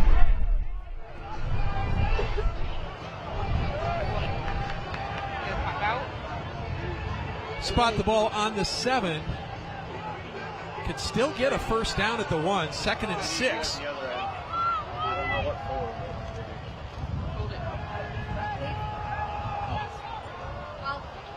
Wilson out of the gun. Pulls it down. Now steps up inside to the 5. And touchdown Montana Tech. Jarrett Wilson on the quarterback keeper from 7 yards out as the Orediggers extend the lead.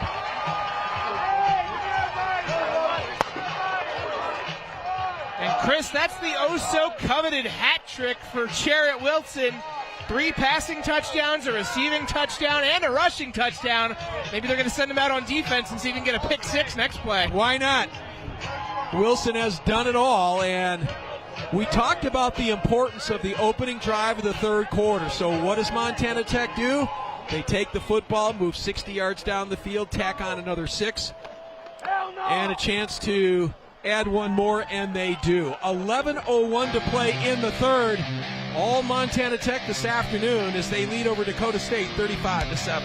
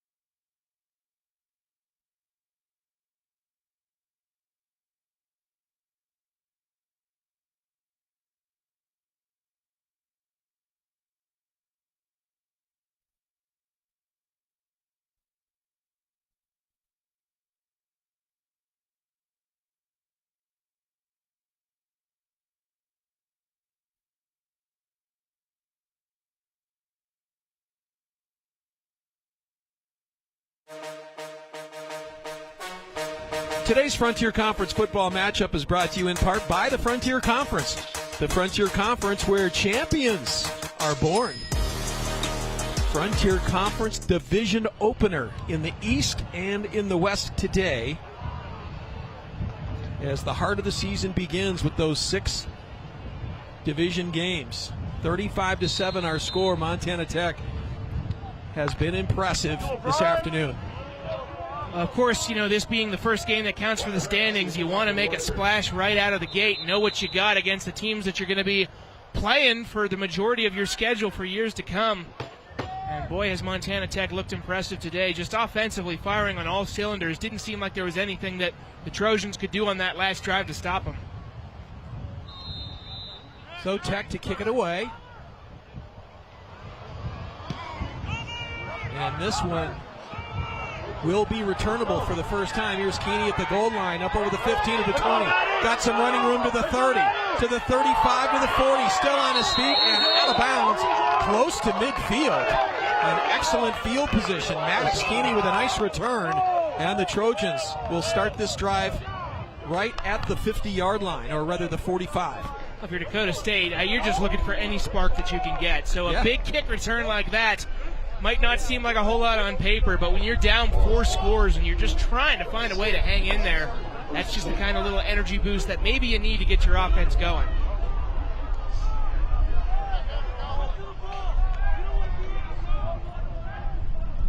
So Trey Heddick, he's gone all the way at quarterback. Out of the gun on first down. Pressure off the corner, steps up, now throws into the flat. Incomplete. And that brings up second down. And that was just a consequence of good pressure, having to step outside of that pocket. We mentioned that he's not going to have a whole lot of mobility because of that brace on his knee. Kind of saw it there as he had a little space out on the left side and just let his target a little too much. Intended for their backup tight end Owen Heath. Incomplete pass. 2nd and 10. Haddock now fires out here into the flat, and that is caught. Nice job by Malik Ford. Gain is to the 48-yard line, so just to pick up a 2, and that brings up 3rd and 8. And Ford's been pretty quiet today, and they're really going to need him to step up in the second half, especially with still standing on the sideline as Victor Boggs after that kind of tough look that he had. You can see he's a little taped up on his ankle and on his shin as he's warming up over on the sideline. We'll see if he gets back into the game at all. Ford, 9 catches coming into this game. Haddock looks right, now left, now fires across the middle. Great job defensively by Jace Thompson, who steps in there and knocks it away on 3rd down. And I've just been so impressed with this Orediggers defensive back unit all year. I mean, talking to Coach Sampson in the preseason, they knew that was a weakness heading into the year, that they did not have a lot of experience. Peyton Gonzer was the only guy that was returning in terms of an all-frontier kind of talent. And with a much younger group, guys like Jace Thompson have stepped up into leadership roles, and they have looked so much better this year. Trojans forced to kick on 4th and 8 from the 48. This one again, angled out of bounds. Not a great kick. And I have to wonder if you need to change the strategy at this point. It's obvious that they're intent on kicking away from Torgerson. But, I mean, look at the scoreboard. You're down by 28 points. What harm can it do to kick to him and try to give yourself a better field position defensively? So Montana Tech will operate from the 35. That's a net gain of 17 yards on that punt. So, once again, Montana Tech with excellent field position to start, already leading 35-7. 10 minutes to play here in the 3rd. As we mentioned, Dakota State, very manageable schedule in the back half of the season, but tough going here this afternoon. Montana Tech now will use the run game. Ground and pound, one of those points we made in the keys to the game, and this is where you might see it. Wykees Johnson back in the lineup now, comes in with over 500 yards rushing on the season, and this, if you have a couple of running backs, is where you can really utilize the clock, take a lot of time, keep the ball out of the hands of Dakota State, and control this game. Yeah, I just figure if you're Montana Tech, you need to control the game on the ground. I mean, Milanowski up to 89 rushing yards. Wilson's got 22 of his own. Wykees Johnson with only 14 right now. Quiet day for him. But, I mean, they've been in such control the entire game that they haven't needed his services. Picked up 3 on the last one, 2nd and 7 from the 38. Wilson, a nice little fake to Torgerson, who slips inside the 45 to the 44, very close to the first down, and yeah, he's got it. But did you see Wilson? He actually was going to throw, defensive man in his face, pulled the ball down, kind of ducked. Here it is again, right there. You see plays like that, and you forget for just a second that he's a first-year starter. Yeah. It's been Blake Thielen for the past couple years. He graduated. There was a quarterback battle between him and Casagranda, and he has just looked so professional and so poised through these first 6 weeks of the season. Has been making plays like that constantly, like he's been doing it for ages. Sophomore out of Polson, and yes, you talk about replacing a quarterback in Blake Thielen. Blake Thielen, of course, he transferred from Montana State, and he was a mainstay here at quarterback for a long time, and you're exactly right. Coming in and filling those shoes, much like what they've had to do up in Carroll with Jack Perka. Yeah. And they brought in the freshman from Helena, Hewitt, and he's done a fantastic job as well. It's kind of a new guard for the Frontier. You talk about these Southwest Montana teams. The only team that's working with some familiarity at the quarterback position really is Western, with bringing back Palandri, who obviously go at lengths about how good he has been for the Bulldogs these past couple years. And those rival teams are finding new guys out of the crop and making them work too. 2nd and 10 from the 46. And good coverage out there that time. Good job by Tamarin Foster. Incomplete pass will bring up 3rd down. 8:21 to go here in the 3rd. And that 3rd down has been just kind of the bugaboo for Dakota State. 6 for 8 in that first half for the Montana Tech offense. You got them in 3rd and long here, 3rd and 10. You got to find a way to get off the field if you're the Trojans. Big play here for this Trojan defense. Wilson, plenty of time, fires underneath, and good job defensively. They kept everything in front. That Dakota State defense did a nice job for a short gain of the 49, and that'll bring up 4th down. And if this is the first time that they're bringing out the punting unit, which it certainly looks like it is, those first 6 Montana Tech drives have been touchdown, touchdown, touchdown, touchdown, missed field goal, and touchdown. So you'll take your wins where you can if you're Dakota State. So Dakota State to get the football back here. Kick will be from the 37-yard line. Big, high, booming kick. Fair catch signaled for and made by Jovi Wolf. And that's where the Trojans will have the football deep in their own end when we come back. 35-7 our score here in the 3rd. Montana Tech on top.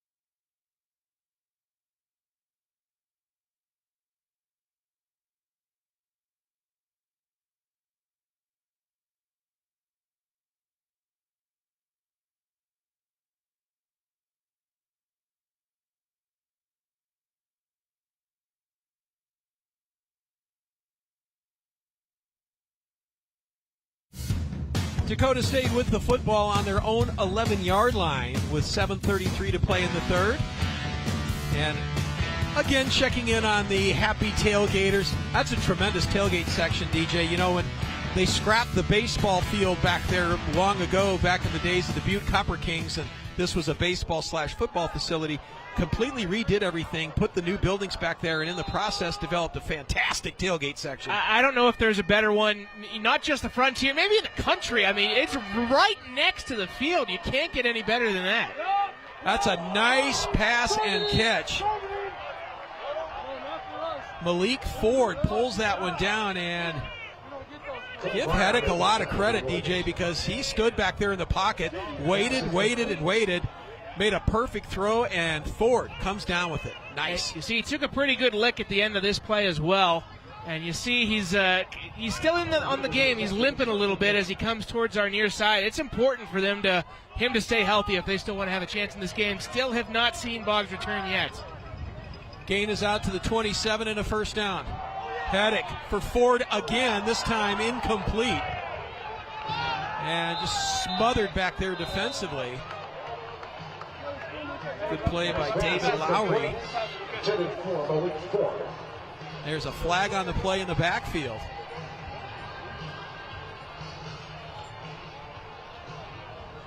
And this is going to go against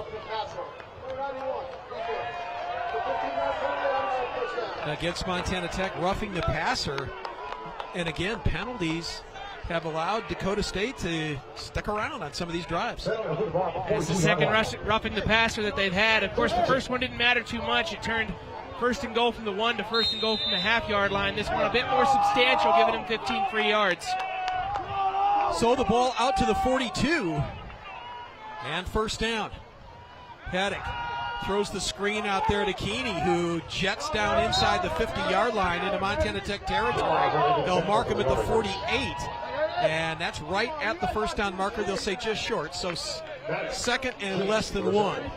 It's been a good-looking drive so far for Dakota State. Just some good passes, good connections. And again, that was more so their strength offensively coming to the game, especially with a guy like Haddock, who isn't much of a runner. And it's working on this drive. This time they'll stay on the ground, and he's going to be short of a first down. That's a great defensive play there. Short of the first down, Cole Graham with the stop. So Graham, with a loss of 2, makes it 3rd and 3. This Diggs run defense, I mean, Montana Tech is winning the rushing battle 167 to 67. They got a clean 100 on top of Dakota State. Just shows how good they've been on that line of scrimmage. Going to force Haddock into a passing situation on 3rd down. Blitz off the corner, reads it, complete, first down. Nicely done there. As Iverson slips out, makes the catch, picks up the first down. Haddock did a nice job reading the blitz off the corner. Bringing pressure was Wasson as he came off the corner, but able to get it away and complete the pass. He did. That's really been one of his strong suits today, is getting a little creative when things don't go the way that you planned. He's been able to find those dump-off targets pretty well and get some chunks of yardage. They haven't turned into points, but it has been one of the strong suits for this Dakota State offense. As I said, I think the kid shows good poise and sure. Calm under pressure, and he's been getting it all afternoon. At a first down gain to the 39, and he is hit hard back at the 50-yard line. And that was Caleb Novak that just delivered a huge blow in the backfield. I tell you, you take a look at the scoreboard and you see how hard this Montana Tech defense is playing, and you're like, wow, they're up by 28 points and they're still delivering the wood like that on the quarterback. But they play hard from opening whistle to final whistle, and boy, did we see it there. Novak, 6'5", 255, Gig Harbor, Washington, and I mean he unloaded on Haddock. So 2nd and 10 from the 39. Nice little catch there by Keeney that gets inside the 35. He's really been kind of their security blanket today for whenever they've just needed him to pick up yardage in key situations. He's been able to find a way to get open. It hasn't always been for the explosive play, but it's been for plus yardage the majority of the time. 3rd and 5 from the 34, no doubt 4-down territory now. Trailing 35-7 with 4.5 to play in the 3rd.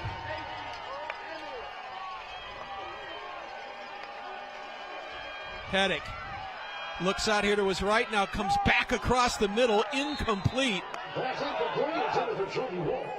Jovi Wolf, the intended receiver, but the ball thrown just behind him. And they will go here on 4th down.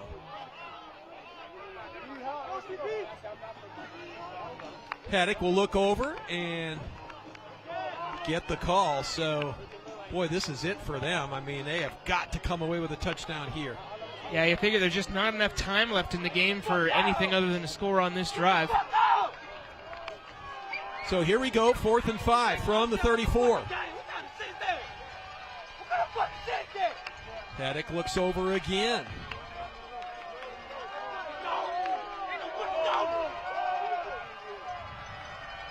And now looks back to his right, throws across the middle, and that is a great catch inside the 20-yard line by Keeney to the 19. That's a 1st down.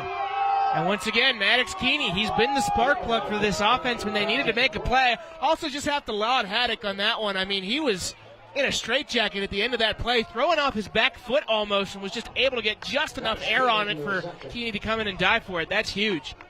Extends the drive, so 4th and 5 turns into a 1st down from the 19. Trojans need to work fast here. 3:40 and counting in the 3rd. Fast-moving 3rd quarter. Haddock out of the gun on 1st down.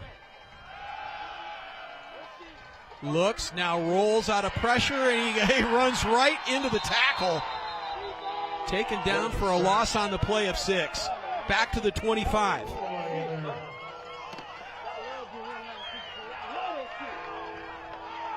Also into the tackle, number 25, Cole Graham.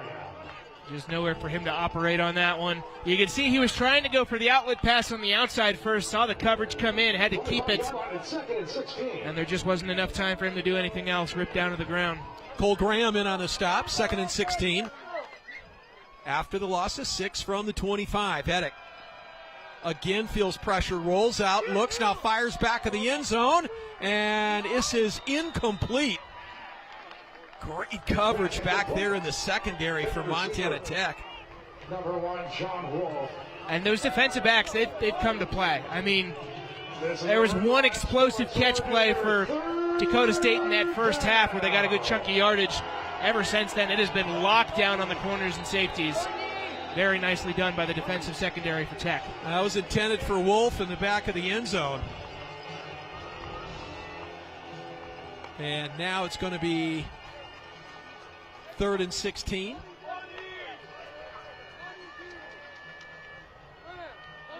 Coach is out on the field, not sure what this is about.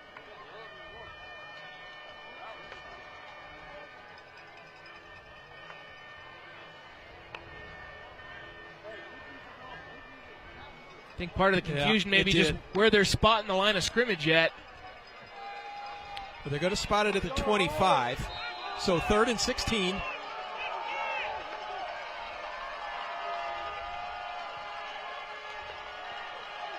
Haddock, empty backfield, looks left. Still looking, now takes a shot at the 30, and he goes down, and a flag comes in. And down goes Haddock as he took a huge shot at the end of the play. That was Cole Graham in on that one again. I mean, he has been wreaking havoc all over this Dakota State offense all day, but maybe just went a little too hard on that one. You can see Sampson put his hands up. He doesn't like what is most likely going to be a roughing call. And roughing the passer is the call. And Dakota State, we're going to get a new quarterback. Rayshawn Eaton, the sophomore from Spokane Valley, Washington, is going to come in and play quarterback. They're going to look at this again. And there's Graham with a pretty good shot there. Well, Graham had the initial takedown. I believe if there's going to be a targeting review, it's on the other defender.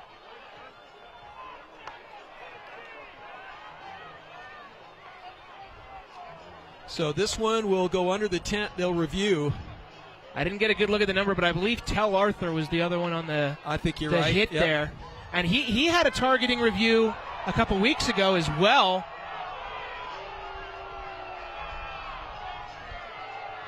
Here it is, DJ, one more time. Comes right at the end of the play. You can see Tell Arthur just comes in there like a cannon. I mean, yeah, that's a big lick. Helmet comes off and forces the quarterback off the field, but Coach Sampson, despite this big lead, the team has really been victimized by penalties, personal fouls, already one targeting today. And they're going to look at this one again as Paddock's trying to walk it off over there on the sideline. He's a big kid, wearing that knee brace, 6'3", 205-pound junior. And, yeah, because he lost his helmet, he has to come out for at least one.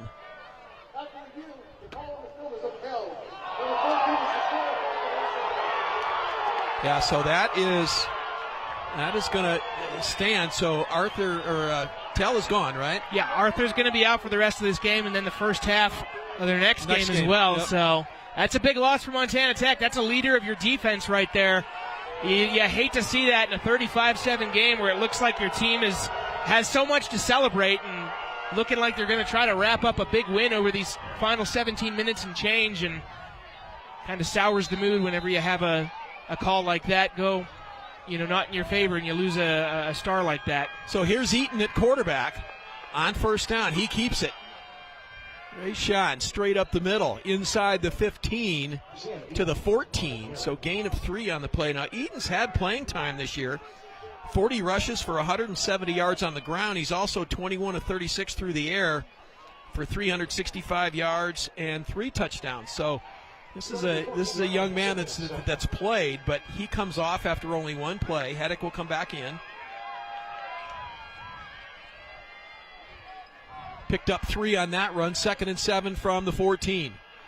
Under 2 minutes to go, third quarter.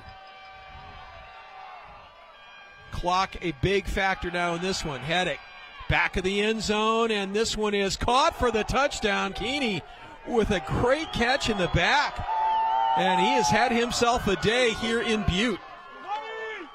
14-yard touchdown strike from Hedrick to Keeney, and it's 35-13.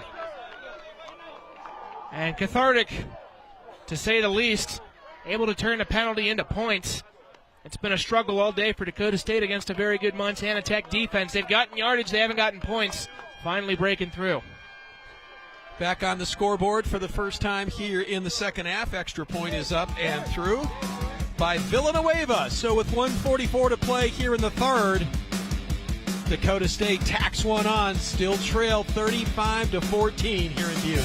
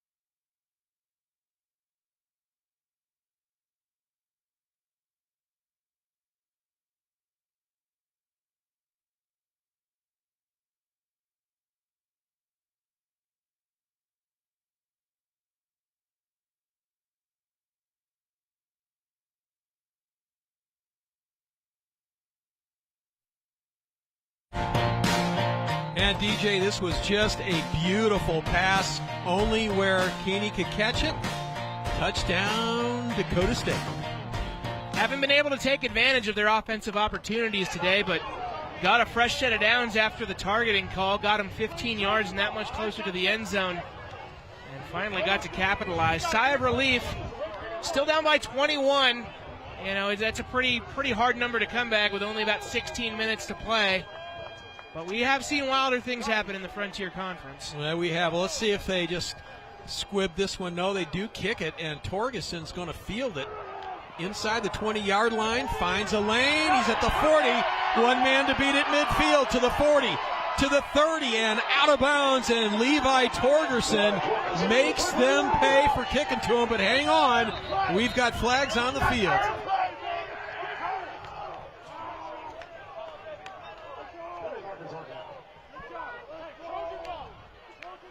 Flags are way back at the 30-yard line.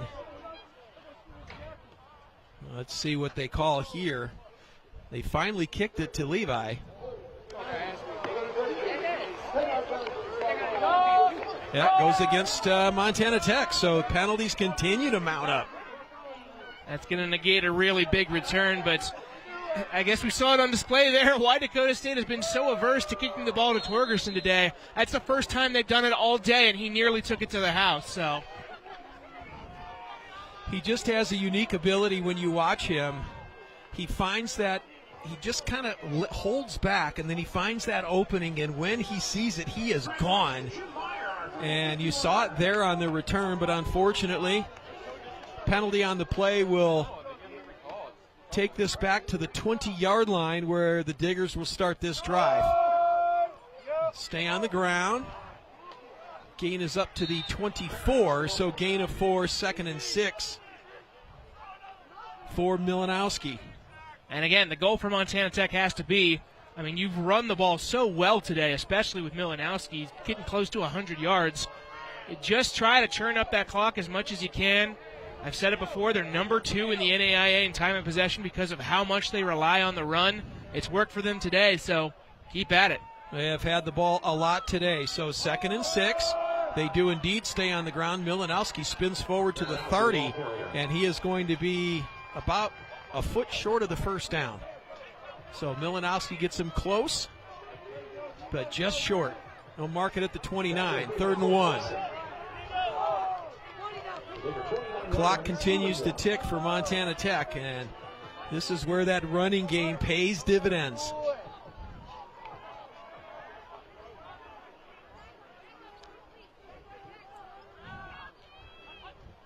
Tight formation.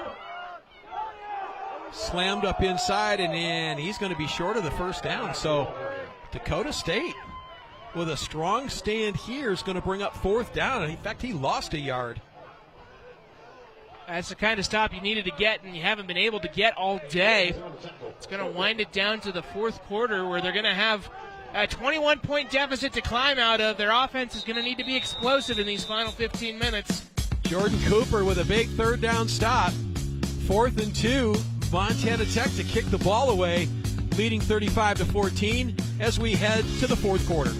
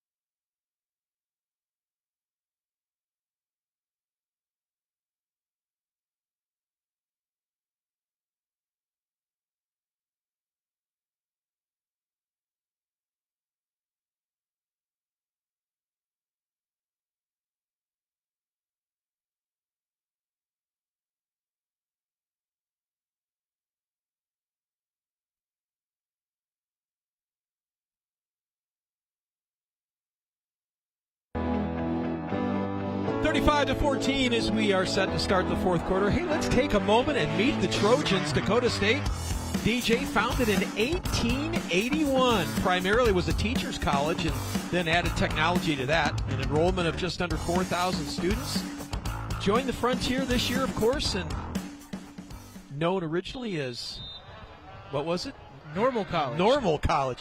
Madison Normal Normal School. There we go. Not the only school in the Frontier to do that. Of course, Montana Western for years was known as Montana Normal College. So this one is angled away. Takes a great bounce. Out of bounds inside the 10-yard line. Wow. Putting the special in special teams, DJ. We've said that like 4 or 5 times today, but it's true every time, Chris. I mean, I legit think you look around the 94 teams in the NAIA, you might not find one who just gets it on special teams better than Montana Tech. They are just so clean in every single aspect.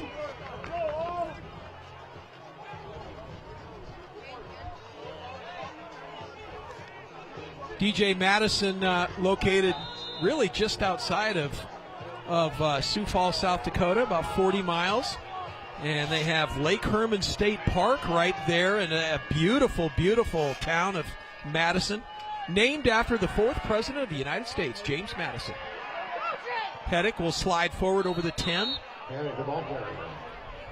I tell you, the further you venture west in America, I mean, there's so many beautiful cities everywhere you stop along the line. Great memories of when my family and I traveled out here to Butte for the first time, stopped in the other side of the state at Rapid City. Yeah. I mean, there's just a lot to do. It's beautiful out here on this half of the United States.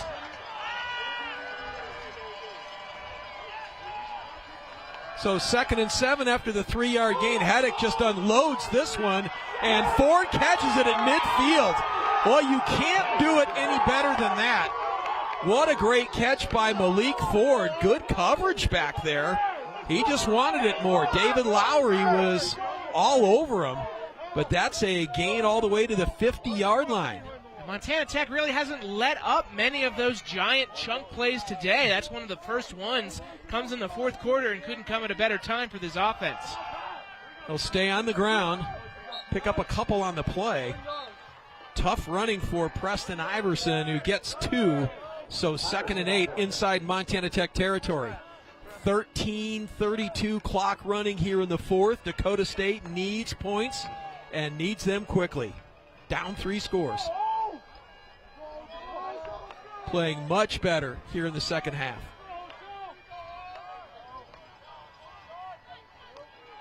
Pettick looks out here to his left, now fires, got a man, caught inside the 20-yard line.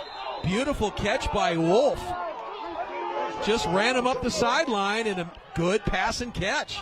Poise is a word that we've used with Heddick multiple times today. Yeah. Especially on this drive. He has exercised it incredibly. Saw what the defense gave him, found the open receiver on the left sideline. Wasn't a ton of separation, but he knew just where to put it. Really well done. Yeah, just dropped it in perfectly. First down gain to the 18, 1st and 10. Trojans threatening here in the 4th. Heddick looks into the end zone for 4. Touchdown, Dakota State. A perfect pass and catch. And the Trojans are right back in this game.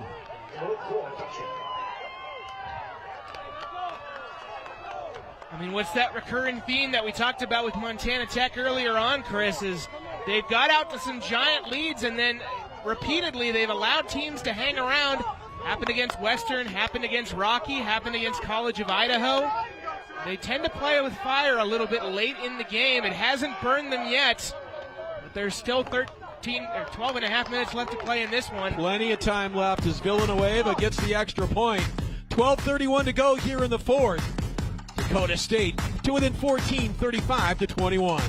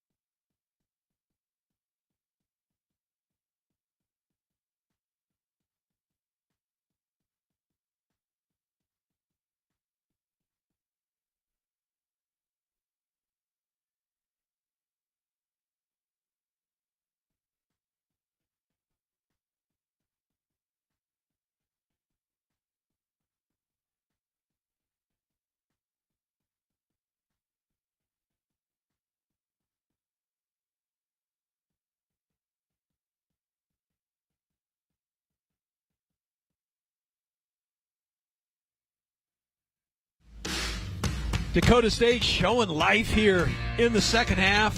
5 plays, 92 yards. They got it done quickly, DJ. They did. I think it's safe to say that was their best drive of the day. Been stuck in neutral a little bit against this Orediggers defense since the opening kick. They've got their licks in here and there, but never have they looked as efficient as they did on that drive. Just fantastic passing from Hedrick as well. Perfectly laying it up to his receivers. And this is a game that Montana Tech has been control of the entire way, but it's only down to a 2-score game, and there's still a lot of time left, Chris. Very much in it, DJ. You're right, and so much composure for the young quarterback. Trey Hedrick, 2 scores here in the second half. Torgerson's going to pick it up at the 19-yard line. Dancing around, ducks up inside. Met and taken down at the 30. Another flag comes in.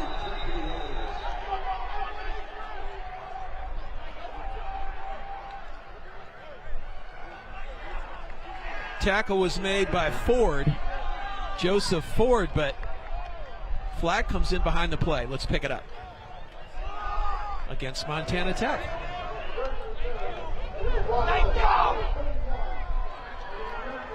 I'll tell you, Chris, certainly one of the reasons that Dakota State has been able to hang around, despite the fact that Montana Tech has basically had their way on offense. The penalty yards, 12 penalties for 175 yards against Montana Tech. Very uncharacteristic. 175 yards, that's unheard of, and still to be up 14 points despite that. And Coach Sampson, who's a stickler for perfection and execution, not going to enjoy that statistic when he takes a look at it. I'm sure he's well aware of it. So first down from the 20. Yeah, a team that only averages 73 penalty yards a game. They put 100 on top of that. And that was a timeout taken by Montana Tech, their first of the second half. So they have 2 remaining. Quite sure what they weren't sure what personnel they had in, what they were going to call, but at any rate, Coach Sampson using a timeout. And the execution and momentum certainly, DJ, has swung to the side of the visitors here in the second half. It took them a while to get going here. Montana Tech dominating in the first half, but this is the Frontier Conference, and typically these games are not won and lost easily. No. You've got this is a 3-1 football team coming in with good quality wins already, so you'd expect them to stay in this fight and take it down to the wire, and that's exactly what they're going to do. And if you're Montana Tech, it's easy to feel a little bit uneasy, given it was 35-7, then 35-14, and now 35-21, slowly creeping in it. But you got to remember, you've been in control of this game. You're averaging 9 yards a play. Don't have to do anything different than what you were doing already. Just stick to your bread and butter. So first down from the 20. And they pitch it outside for a short gain, and that was Ho with the carry. They'll mark him at the 26-yard line. So pick up a 6, 2nd and 4.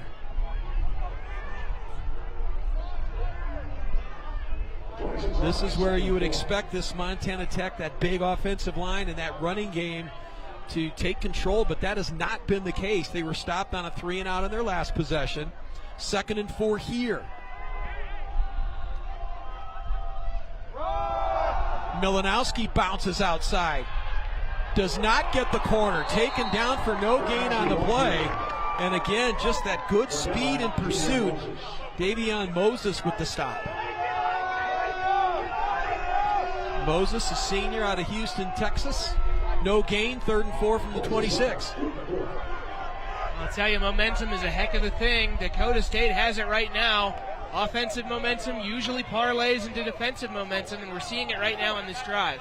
Well, another 3-and-out here would be huge for this Trojan team. If they can force another 3-and-out, a lot of time remains. 11 minutes here in the 4th.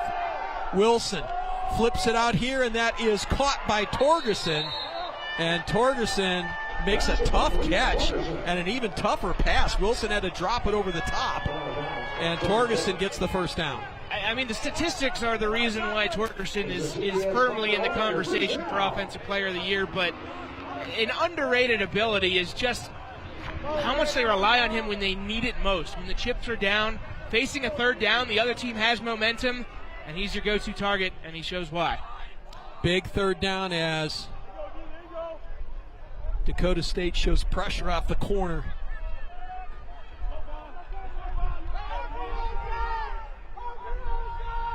From the 34, here they come off the edge. Wilson reads it, complete, up over the 40 to the 42. Nice catch by Dylan Snyder. And Wilson saw the pressure coming off the edge. Does a nice job of just dropping it over the top, makes the pass and catch. And a pickup of 9 on the play, 2nd and 1. And now you see them, they get that first down, and they start to have some confidence in their rhythm again. Just a good throw by Wilson. We haven't seen him throw the ball a lot here in this second half. It's been mostly a first half show in that regard, and just getting back into that regular sense of what your offense needs to do, starting to put together a good drive. 2nd and 1 from the 43.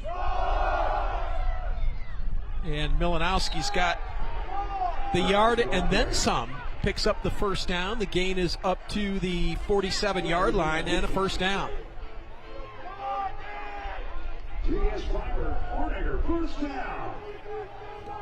Couple of big first downs here for Montana Tech as they try to use the clock here in the fourth. Seeing this lead shrink from 35-7 to 35-21. Looking to go to 6-0 on the season. Wilson looks down the middle, can't find anybody, now rolls and throws it away. And again, good pressure out there by Terrence Sear, forcing the errant throw, 2nd down. You can see it in Wilson's eyes. He wanted to go for the home run ball to Michelotti for just a split second there.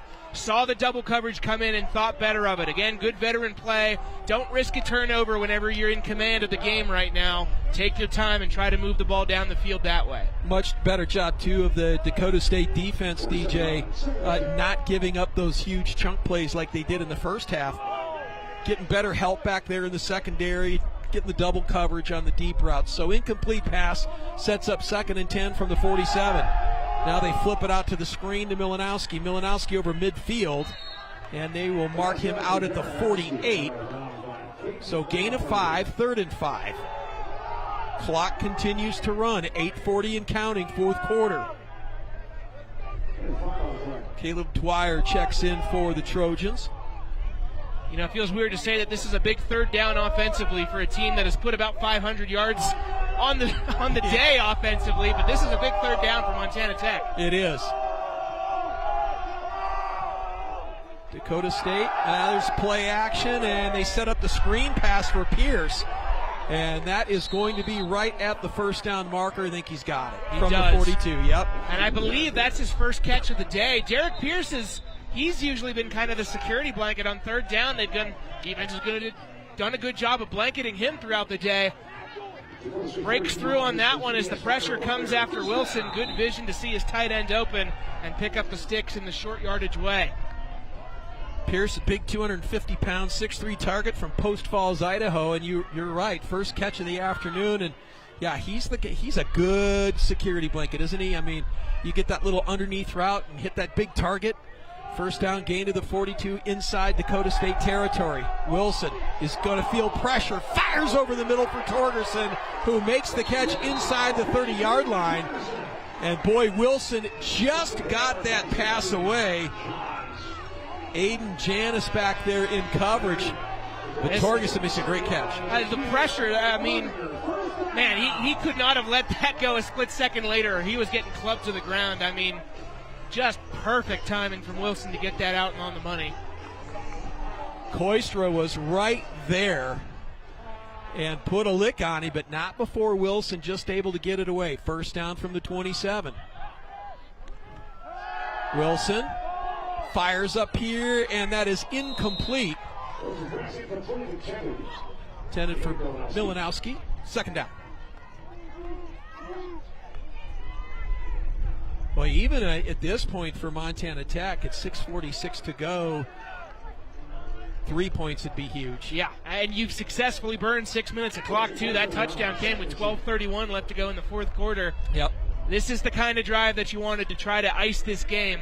They've done a nice job picking up 3 first downs and, importantly, not shooting themselves in the foot with penalties like they've done earlier today. 2nd and 10 from the 27.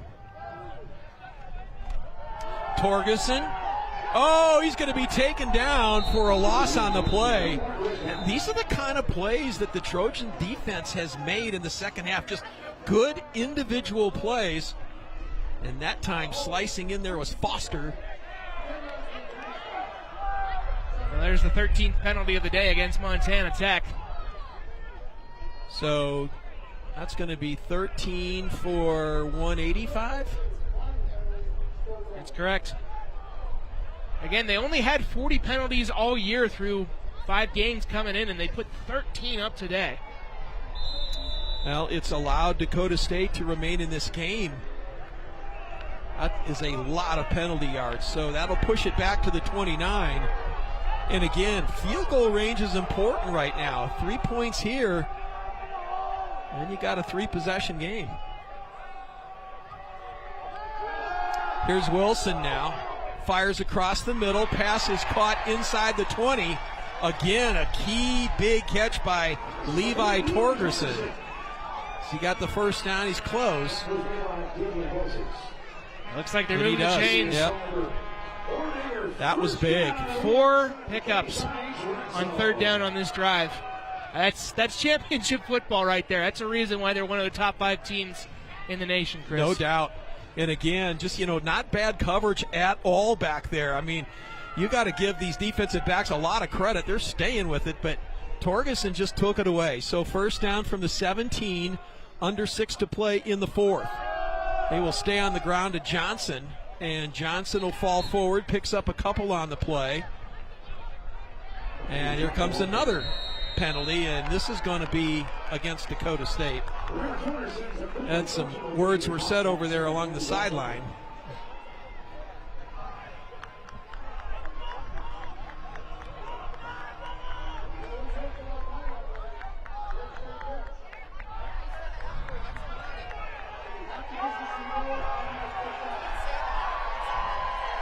That is costly penalty, half the distance to the goal. Penalty on the Dakota State bench. Yeah, it's a tough one to swallow when you're just trying to stay alive. And again, like you said, a field goal still makes it a 3-score game. That's not a lot you can do with only 5.5 minutes left to play, but 3 is certainly better than 7. Tech is thinking about 7. So 1st and goal from the 6.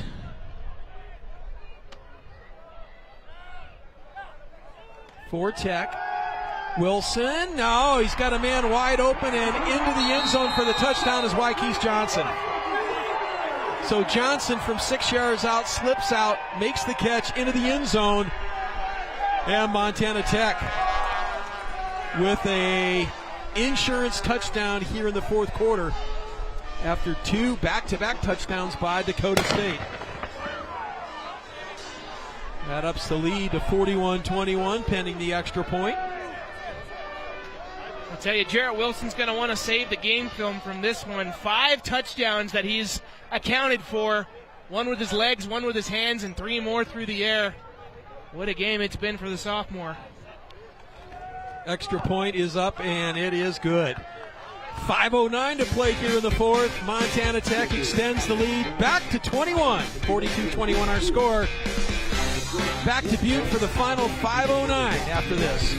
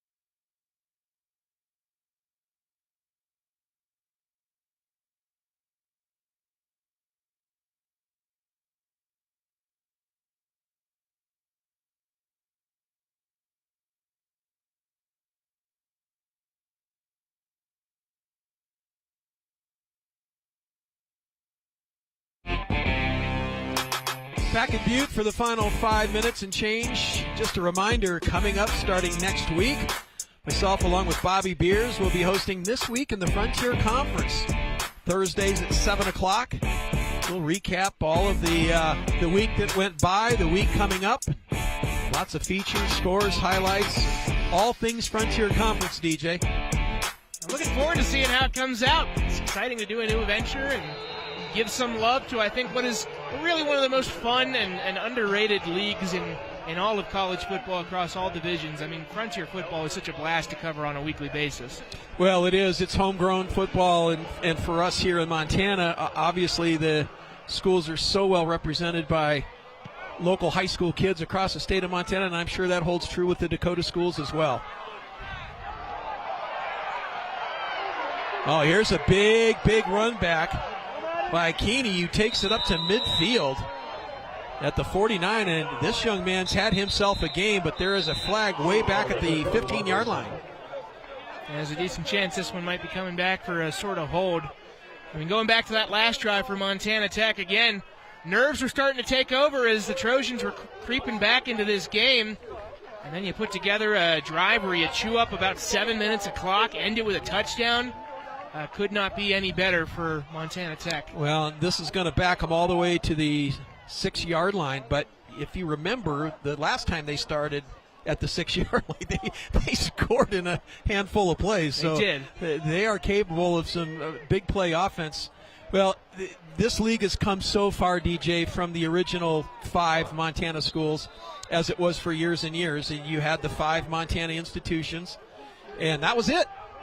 And you played everybody twice and threw in a non-conference with Dickinson State, and that was your season. And sometimes even had to play a school 3 times if you got in. There you see the original Montana Small College Conference in 1934, pass incomplete. Then changed to the Collegiate Conference and then to the Frontier Conference. But from that 5 schools that played forever in Montana, then you started to see the expansion 10 years ago or so with the addition of Southern Oregon and Eastern Oregon and then the College of Idaho. That was the first big expansion of the Frontier, and then this one where you brought in the Dakota schools, went to 14 teams, 7 in each division, and that's really made this the premier NAI conference in the country. It has, and I've talked with coaches about it, and part of the reason that they're so happy about the expansion is because they feel being out in smaller states like Montana, South Dakota, North Dakota, obviously just smaller populations, they don't get as many eyes as some of the other conferences do that are based in the Midwest, the Iowas, the Kentuckys, the Indianas, and they always feel like they kind of have a chip on their shoulder, like they're not getting the national respect they deserve. That national respect is starting to come in droves when you take a look at how good this conference has been for the past couple years, and the addition of some extra teams only enhances that. Well, and I think it's fun for the players too that you're getting to see different schools, different campuses, different road trips, and that keeps it exciting for the players. And just a short ahead, straight ahead give there up over the 5,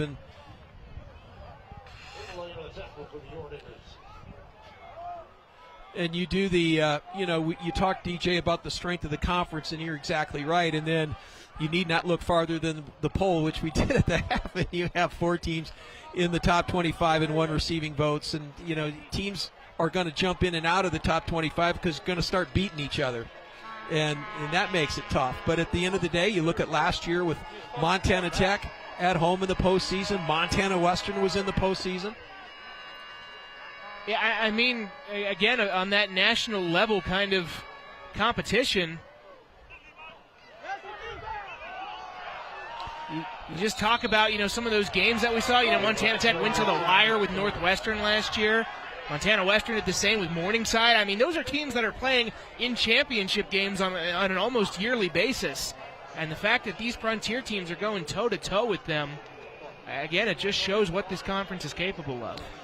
Yeah, the real barometer, the way how you measure that is, are you a conference that when you get to the postseason, it was great to be here, and you're one and done. Not even close to being the case in the Frontier. If you're competing and winning at the Frontier, you're competing against as good a schools as there is across the country.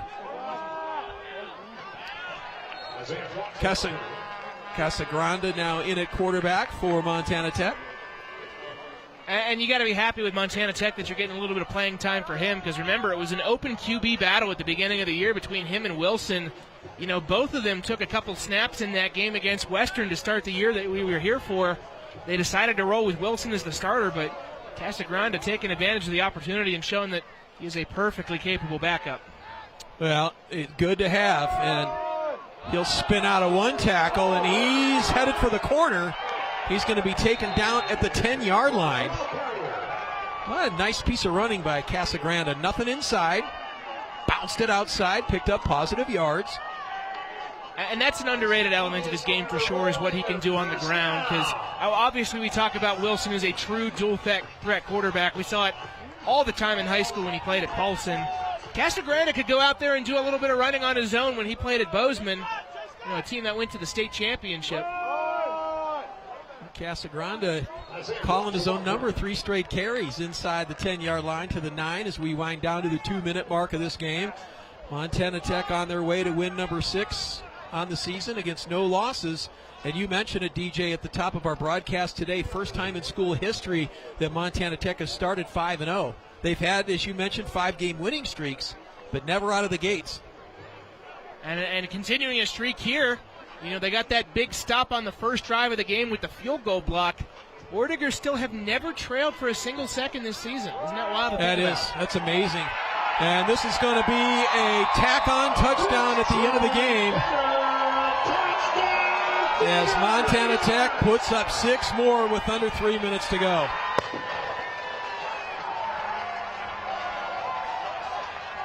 Yeah, little exclamation point on this win this afternoon.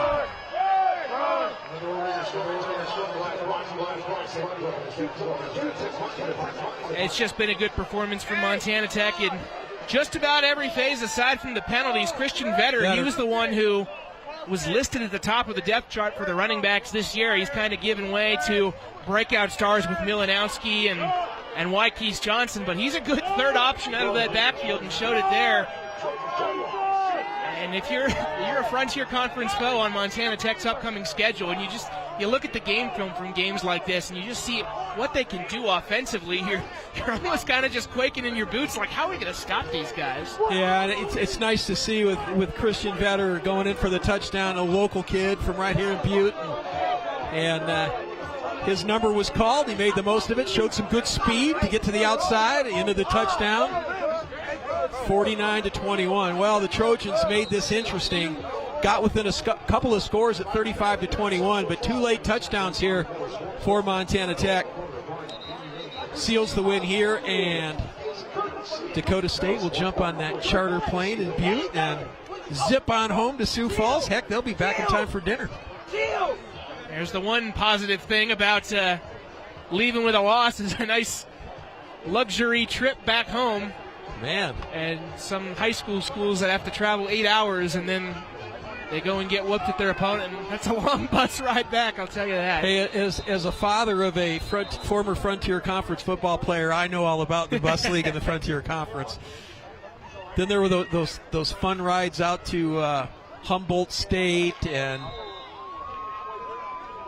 Eastern Washington, not to mention all of the trips across Montana. You do get to know the state very well, though, when you got kids that play in this league. You do.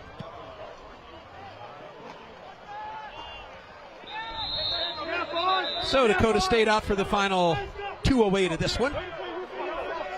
They will drop to 3-2 overall, 0-1 in division play. Like you said, Chris, they still have winnable games ahead of them. Oh, yeah. If they can capitalize, they're going to have a couple challenges. You know, some decent teams like Rocky and Dickinson State for sure, but, you know, a loss to Montana Tech does not hurt you that bad. This is a top 5 team in the country. You came into their environment and put up a pretty good showing offensively. There's a lot to build on from this game for the Trojans. There is. They've got a tough one next week against Dickinson State, Coach Stanton and the Blue Hawks, but then from there on, they've got winnable games. And Dakota State's just going to be content to run the clock out here. And that takes us to the 2-minute warning in this one. All Montana Tech late in the fourth quarter, 49-21. Back to wrap things up from Butte after this.